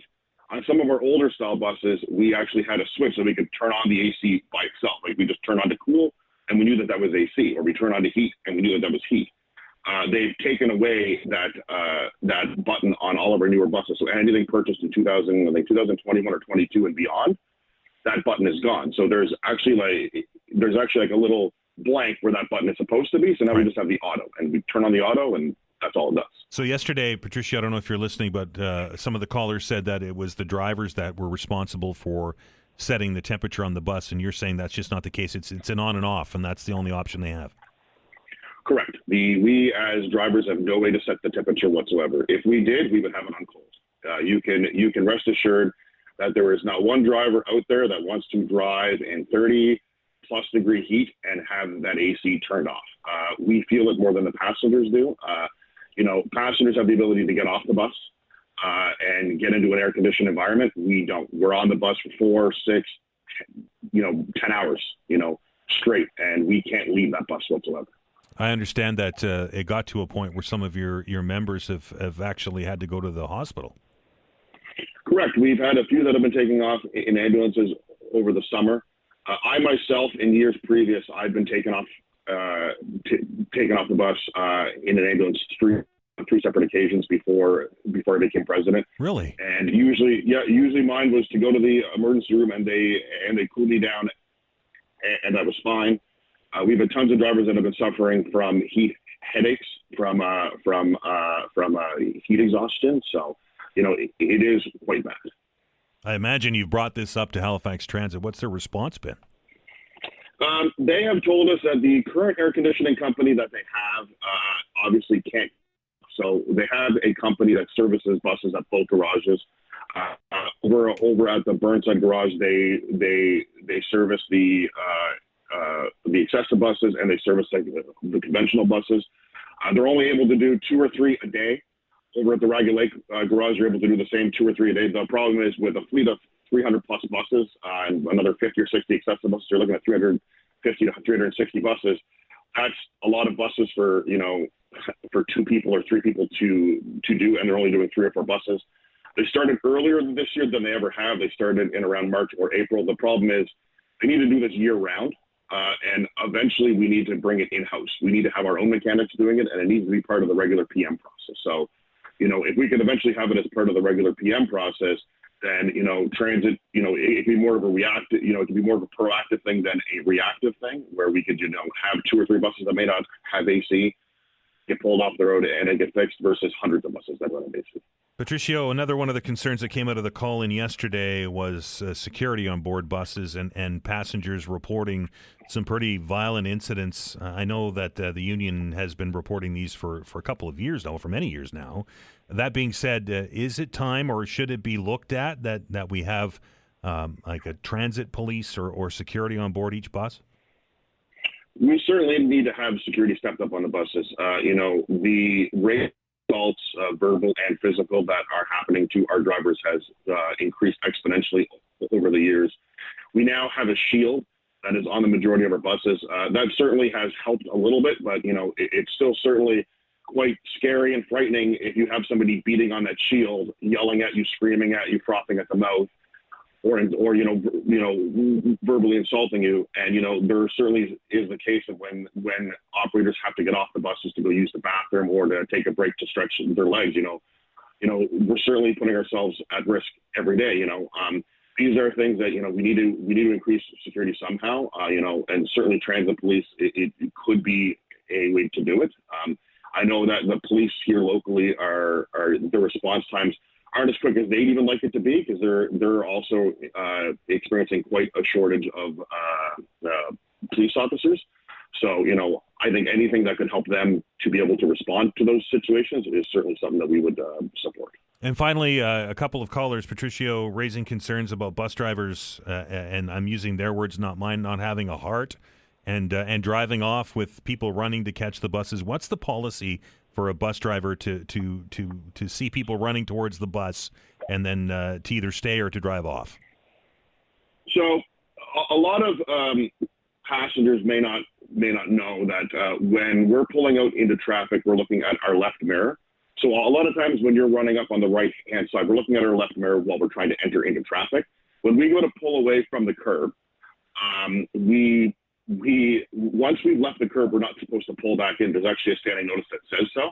So if we pull away and our wheels have left the curb, and then all of a sudden we look in our right mirror and we see someone running, we're not supposed to pull back in.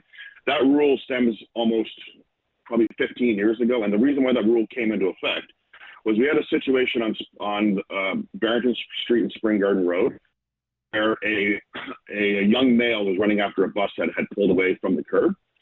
The bus was making a turn from Barrington Street onto Spring Garden Road, and that male fell underneath the bus.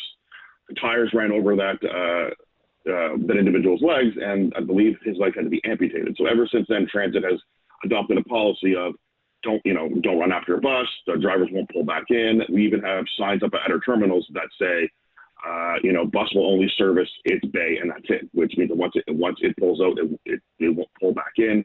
All that is done as a safety measure. So while people are saying that these drivers are pulling away, realize that we're looking at our left mirror to make sure it's safe for us to enter traffic, and that is something that we have to make sure that there's a proper brake. It's safe enough for us to enter into traffic. We're not looking at the right, all the time. We're looking at the left to enter traffic, and once we enter traffic, we're looking at the left mirror, and we're doing that to make sure we're clearing the curb and clearing any telephone poles or any light poles that are in the way. And as we do that, if we see someone running, our tires have already left the curb and we're not supposed to pull back in. Patricio, just a point of clarification. We were talking about air conditioning earlier. That is, you have problems with air conditioners keeping up on both the old diesel buses and the new electric buses, correct? And the accessible buses, yes, correct. So the whole fleet? Correct, yeah. Patricio, I appreciate your time, sir. Okay, great. Thank you so much for having me on. That's Patricio Garcia. He is the president of the Amalgamated Transit Union, Local 508 here in Halifax. We will have Halifax Transit join the program. The new manager will be joining the show. I do believe that's on Friday. Vanessa's shaking her head yes, so that's going to mean it's going to be on Friday. So we'll put those questions to him as well. It doesn't make a lot of sense to me that brand new electric buses and the air conditioners can't keep up with Nova Scotia's 30 degrees. I don't get it. Anyway, we'll get to the bottom of it. My promise to you. Going to stop and take another break. When we come back, some brand new, speaking of brand new, walk-in recovery centers for substance abuse and gambling supports have opened across Nova Scotia. Dave Martell, the physician lead at Addiction Medicine, Mental Health and Addictions Program, will be your guest in Nova Scotia Health. You're listening to The Todd Veinotte Show. I'm Dan Alstrand, back. All right, welcome back to the Todd Veinotte Show. I'm Dan Alstrand. This from the Chronicle Herald. A dozen walk-in recovery centers for substance abuse and gambling supports are now open across Nova Scotia. Having recovery support centers throughout the province means that people facing addiction have more access to critical supports and are closer to home, said Addictions and Mental Health Minister Brian Comer. These sites are set up right across the province. Halifax and a number of different spots, Lunenburg, Middleton, New Glasgow, North Sydney, and Sydney. Very pleased to welcome into the program today to tell us a little bit about this and what it means moving forward is Dr. Dave Martell from Nova Scotia Health. Dr. Martell, welcome to the program. Thank you, Dan. I guess let's start there. What exactly are these centers designed to do? Well, Dan, in terms of the design, what we envisioned for these centers are a community-based resource for people that is accessible, that it's a place that when we have these fully fleshed out, where people can just walk in and start the process of uncovering what their mental health issue and their addiction is all about. You mentioned that we have them in many regions around the province, and we're very intentional about putting these in community settings and not having them be looming, intimidating, hospital sterile environments, so that people feel like they're a place where they might be more comfortable. A few things take place within them. The first and probably most important is that process of assessment, trying to sort through the issues and figure out, well, what are they all about? We also try to match people to the most appropriate resources within our programming, both there and elsewhere. We help them with their symptoms from moderating their substance use, and we run recovery groups for people to better understand their problem and ways that they might address it. So these aren't like a rehab facility. This is like a frontline place, correct? That's correct. These are community-based settings that are almost like a clinic, and they provide day treatment. It isn't a place where you go to live for a period of time or stay overnight. We provide the care through the daytime, and at the end of the day, when our programming is winding down, people go back home, and if they need care in successive days, we just have them come back day by day for however long they need the support and programming to get them through the issue that they're facing. Now, are these true walk-ins? Can somebody just wander in off the street, or do you have to set an appointment, or is it a combination of both? We're in various stages of implementing them. The model that we're striving towards is to have them open every day of the week, and to have people be able to, just as you mentioned, just show up. Ideally, we plan care out a little bit better. In rural areas, we know we struggle at times to be accessible to people in terms of transportation, that not everyone has access to public transit. But in places where people can just get to the facility, they can just walk in, yes. Now, these you mentioned are in a bunch of different areas, and Halifax is included in that. Is this an effort to address the addiction problem that we're seeing, particularly out on the streets? Most certainly it is. In your day-to-day life, you've likely encountered people who could use support and are struggling to really find a way to begin their journey of recovery. So this is a direct effort for us to provide that support to people everywhere around the province, not just in Halifax. So if somebody wants to take advantage of one of these sites, Dr. Martell, what's the best way to do that? Is it to log on to Nova Scotia Health site, or? I think the most immediate thing that you can do is we have a provincial intake service. There's one number to call. It's on our website. And that can be the very first step a person takes is to have a phone conversation with someone to go through the process of both understanding what their needs are, to try to help them find that support. Just calling the number, I think, is a good first step. I imagine that the outreach workers that are on the streets, and I'm thinking of HRM here in the homeless encampments and such, are also equipped with details on these new sites to help people out that are in those situations. Yeah, partnering with community-based organizations is an important part of what we envision for these sites as well. And if any of your listeners are people who work with those community-based programs and organizations, I welcome them to come to these sites just to be curious and to talk to the staff that work in the sites, to share space and to maybe partner in the help that they're providing out on the front line. Dr. Martell, I know you're busy. Appreciate your time. Thank you, Dan. That is Dr. Dave Martell from Nova Scotia Health, physician lead, addiction medicine, mental health and addictions program. A dozen walk-in recovery centers for substance abuse and gambling supports have now been opened across Nova Scotia. We're going to stop. Blake is going to update us on what's going on in the news on the other side of it. Tuition costs how much? The books cost what? Going to school, post-secondary school, is expensive. It's something that many families start planning for when their kids are born. A conversation with the president and CEO of the East Coast Credit Union Limited is Ken Shea. He's going to tell us what we should be doing to prepare for that budget crunch when our kids go to university right after the break.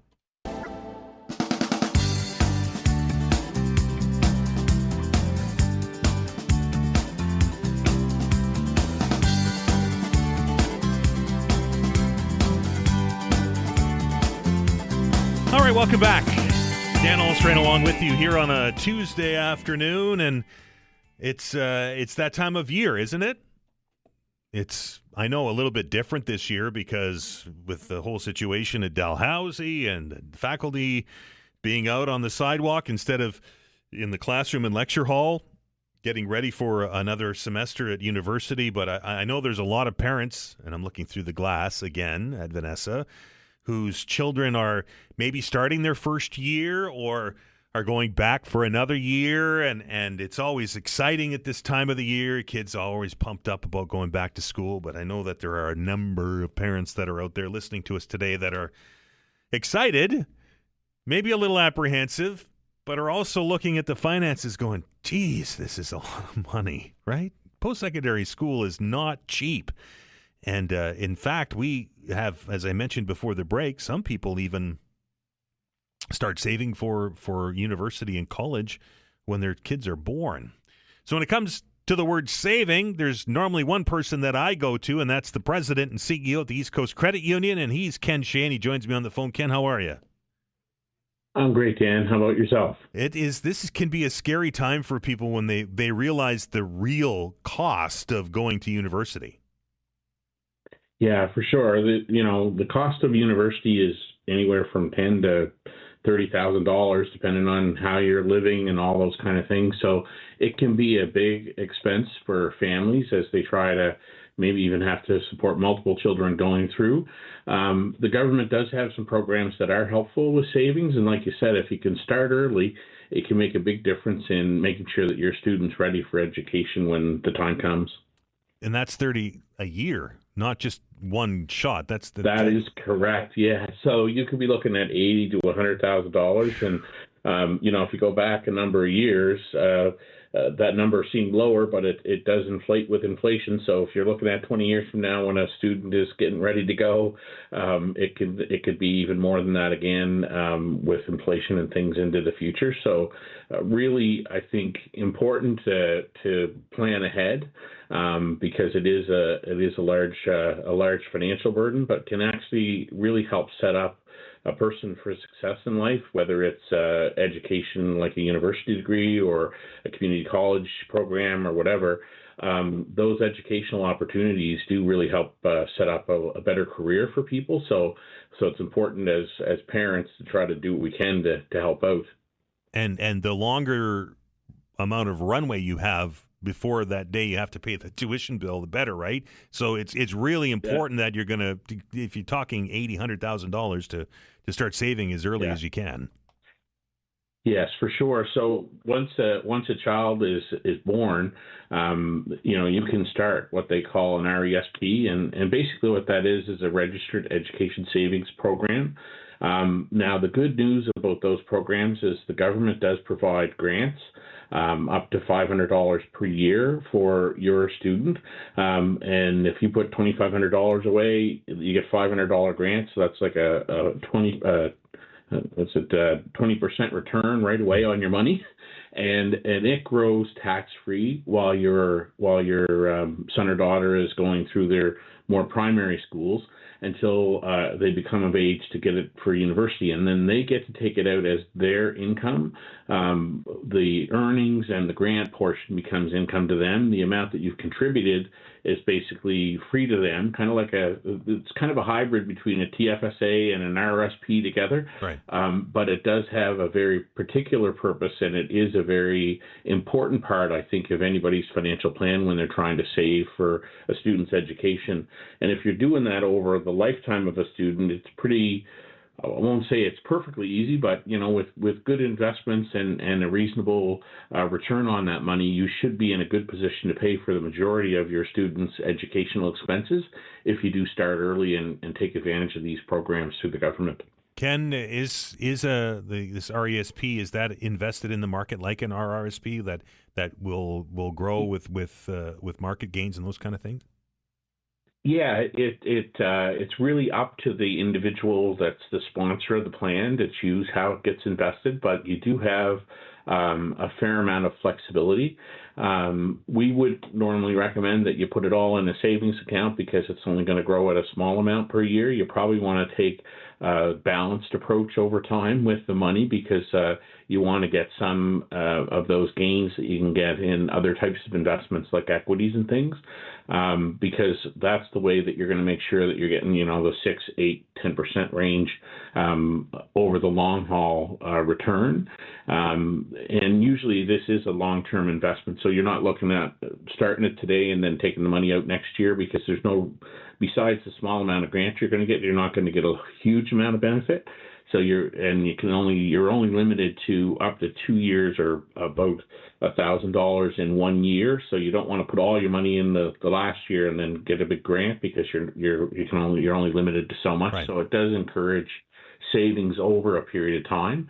But if you're disciplined and you put a little bit away every year and follow the process, it sets you up quite well for being able to help afford the student's education. And like they say, the best time to start was when they were 1, and probably the next best time to start is tomorrow. Right, and that leads me to my next question, and it's the big question.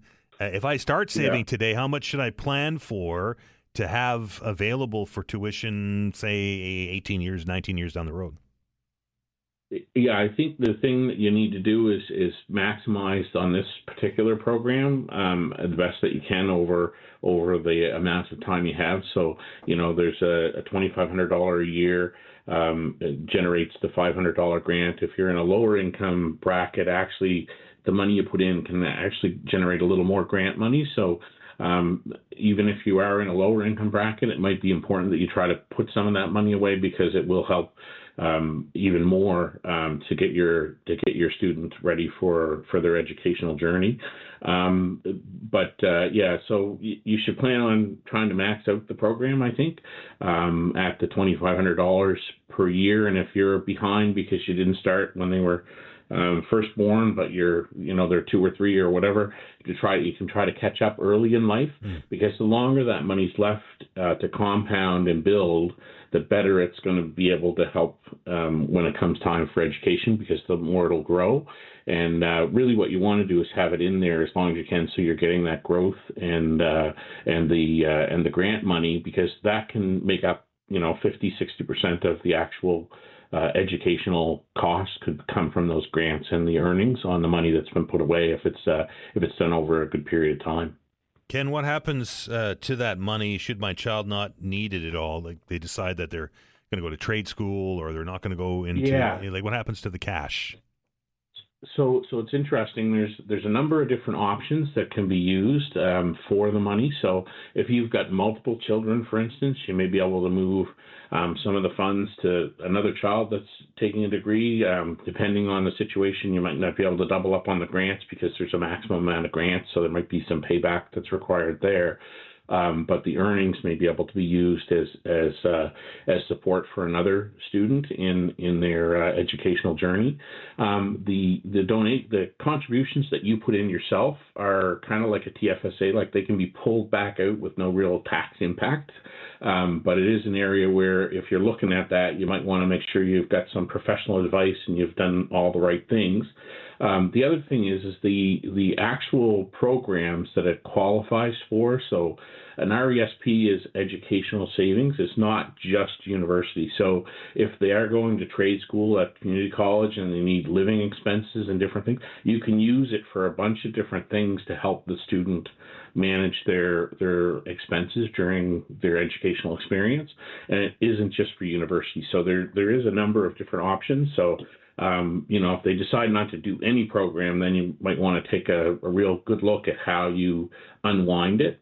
If you haven't been fully utilizing things like RSP deductions and things, you may be able to transfer some money to an RSP. You may be able to do some other things from a financial planning perspective to make sure that you're not going to get hit with a big bill for tax on the money or things like that. So it really does take a little bit more planning if they're not using it for any kind of educational opportunity. But it also is really important to look at what the programs are that are available to use it for, because the list is fairly open, and it does give a lot of flexibility to families to be able to help manage the educational component, because we all know not everybody's set up to go to university, and we don't need everybody to go to university. There's lots of other really important educational opportunities that involve, trades and other skilled labor. There could be specialized programs that are shorter that require a lot of financial investment as well that might qualify. So it's really important that you look at the program and how it fits in the overall scheme before you decide that the RESP doesn't fit for you. Ken, does it have to be a family member that you set this up for, or can it be like a niece or a nephew or your neighbor's kid or whatever? Yeah, it can be set up for anybody. It doesn't have to be even a blood relative. It could be anybody. But the most popular ones are usually family setting up for family. Sometimes families may find that they don't have all the money available to help with this. And when children are younger, what a great gift it could be for grandparents or aunts and uncles to maybe give, instead of giving a gift a toy that might not be used for a number of years, maybe giving a financial gift that would go into the RESP and then grow and be ready for them to be used in the time when they need it for education. So there is a lot of flexibility that can be part of the RESP, and you can have multiple plans for the same person, although you can only get a maximum amount of grant based on the maximums available through the government for each student. So you got to keep that in mind. But there are different ways that these plans can be set up. You can have plans that are individual, or they can be a family. So you could have multiple children, as I was talking about earlier, where you can kind of manage the process between the multiple children to help make sure that there's the right amount for any that do choose to take advantage of those educational opportunities. And like I say, the programs are fairly flexible with what they can be used for. So it's not just university. There are a lot of other expenses that are part of an educational experience, whether that's housing, transportation, specialized tools, all those things can, there could be ways that they can be fit into those costs as you're trying to get ready for that child's education. Ken, as always, great information. Appreciate it, sir. No, great to talk to you, Dan. If you have any other questions or your listeners do, let me know and we'll try to answer them for them. Thank you. Walk into your local East Coast Credit Union branch and they will help you out. Ken, I appreciate your time, sir. Okay, thank you. We're going to stop and take yet another break, and when we come back, a small town in Cape Breton becomes home to an international drug smuggling ring. It's a new movie. It's called Little Lorraine. It's premiering at TIFF in Toronto. We're going to talk to its director, Andy Hines, who's from the Valley. When we come back, you're listening to The Todd Veinotte Show. I'm Dan Ahlstrand, back in minutes. X.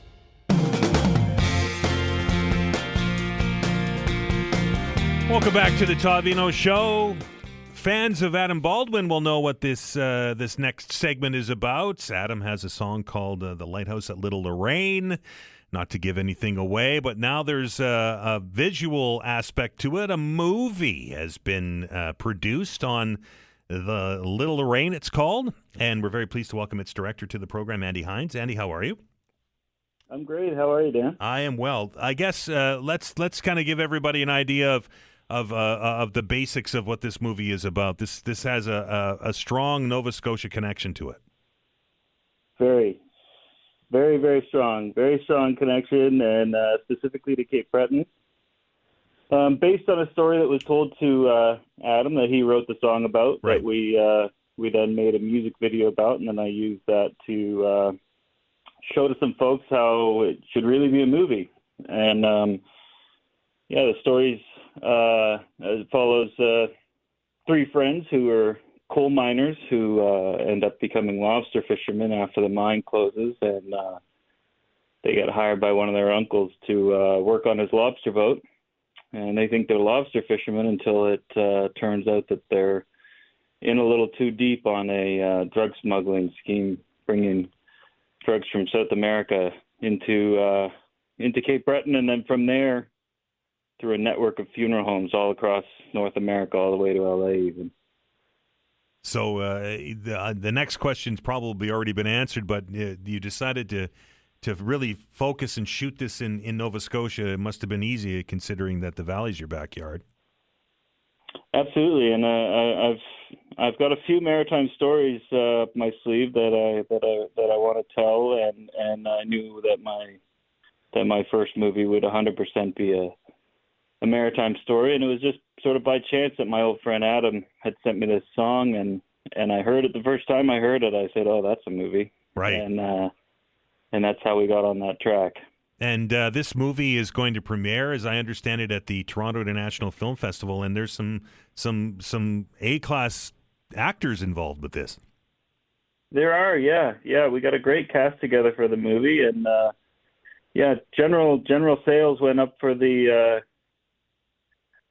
premiere screening on the 5th, and then the following screening on the 6th, and close to 1,000 tickets sold in under a minute, if you can believe that. Oh, congratulations, man. That's awesome. Yeah, I couldn't believe that myself. I tried to get a couple extra, but no dice. You can't even go. No, I got my ticket, but I wanted to get some for a couple friends who are from back home that are living in Toronto, but yeah, gonna have to hit StubHub, I guess. Right. So some of the actors in it, Stephen Amell is in it, Stephen McHattie is in it, and one that everybody will know is Sean Astin's involved in this film. Yeah, absolutely. Sean's so great. He's in the movie. We've got a great Canadian actor named Josh Close. We have one of the really interesting players in this film as well, along with those great actors is the reggaeton star J Balvin. This is his first acting role, and he plays a detective in the film. But yeah, we've got Rhys Darby in the film. Any Flight of the Conchords fans out there, we've got Rhys Darby in the film, and some amazing people for sure. Tell me about shooting in Nova Scotia, Andy. Is it difficult, or is this a filmmaker's like kind of dream with all of the areas that we have to shoot here? You know, it's a little bit of both, right? Because it's really primarily the dream. But you know, you better bring your own stuff with you because for the most part, once you get out of the city, and it's something we're working on, but in general, you know, you might need to bring your gear with you because you might find yourself pretty far away and needing a specific kind of cable or some sort of a power cord or, you know, whatever, even just personnel for a specific job. And you might not be able to find them locally. But, you know, our experience in Cape Breton was just so special because obviously Adam's got a really big fan base there. But, you know, the island, they could just as easily shut their door as they did open it, right? So right. It was pretty special how they opened their doors for us and went well beyond in helping us problem solve and just working on the film. And, you know, a lot of retired coal miners were our drivers and transportation for the cast and things like this. It was so special. And I, as a Nova Scotian, I love shooting back home. Right. Absolutely. We need to see more of that. So you mentioned that the film is premiering at TIFF. Is it going to go into release? Are we going to be able to see it here? Absolutely, yeah. It'll be on a wide release in Canada in theaters. You'll be able to see it in theaters in Canada. When is, I don't know the specific release date, but it's soon. Yeah, and then the world from there. So you mentioned, Andy, you've got a lot of Nova Scotian stories up your sleeve. Are you working on anything right now you want to tell us about? You know what? It's a little early, but I have an Oak Island story that's coming next, which is going to be really special. Well, when you get that a little bit further in development, let us know, and we will certainly do our best to help you with it. Would love to come back and talk about it for sure. It's a scary one, a little bit different than what I've made in the past or what I really ever thought I would make, but it's a pretty chilling thriller, survive the night thriller type film. Right. I'm looking forward to make it though. So. And we're looking forward to seeing it. Andy, looking forward to see this Little Lorraine when it hits the theaters, and we wish you the best of luck and stay in touch, sir. Yeah, you bet. We'll be at the Atlantic Film Festival as well this September 13th. So there's a chance for everybody to go and see it. Yeah. Andy, thanks for having me on, Dan. Appreciate the time, sir. Have a good one. See ya. Andy Hines, director, Little Lorraine. If you're looking for more on what the story's about, just play Adam Baldwin's song or watch the video. It's fantastic. It's a great story. Like the premise of the whole thing is might I say, very Nova Scotian. Anyway, hitting TIFF, hitting the Atlantic Film Festival, and coming to a theater near you. Thanks to everybody who picked up the phone and dialed the numbers today. You appreciate it every time you do it. My thanks to Vanessa Vandenez on the other side of the glass, who does a fabulous job each and every day. And my thanks to you for spending some time with us right here on the Todd Veinotte Show. Have a fantastic day, everyone. Be well, and remember, be kind to one another.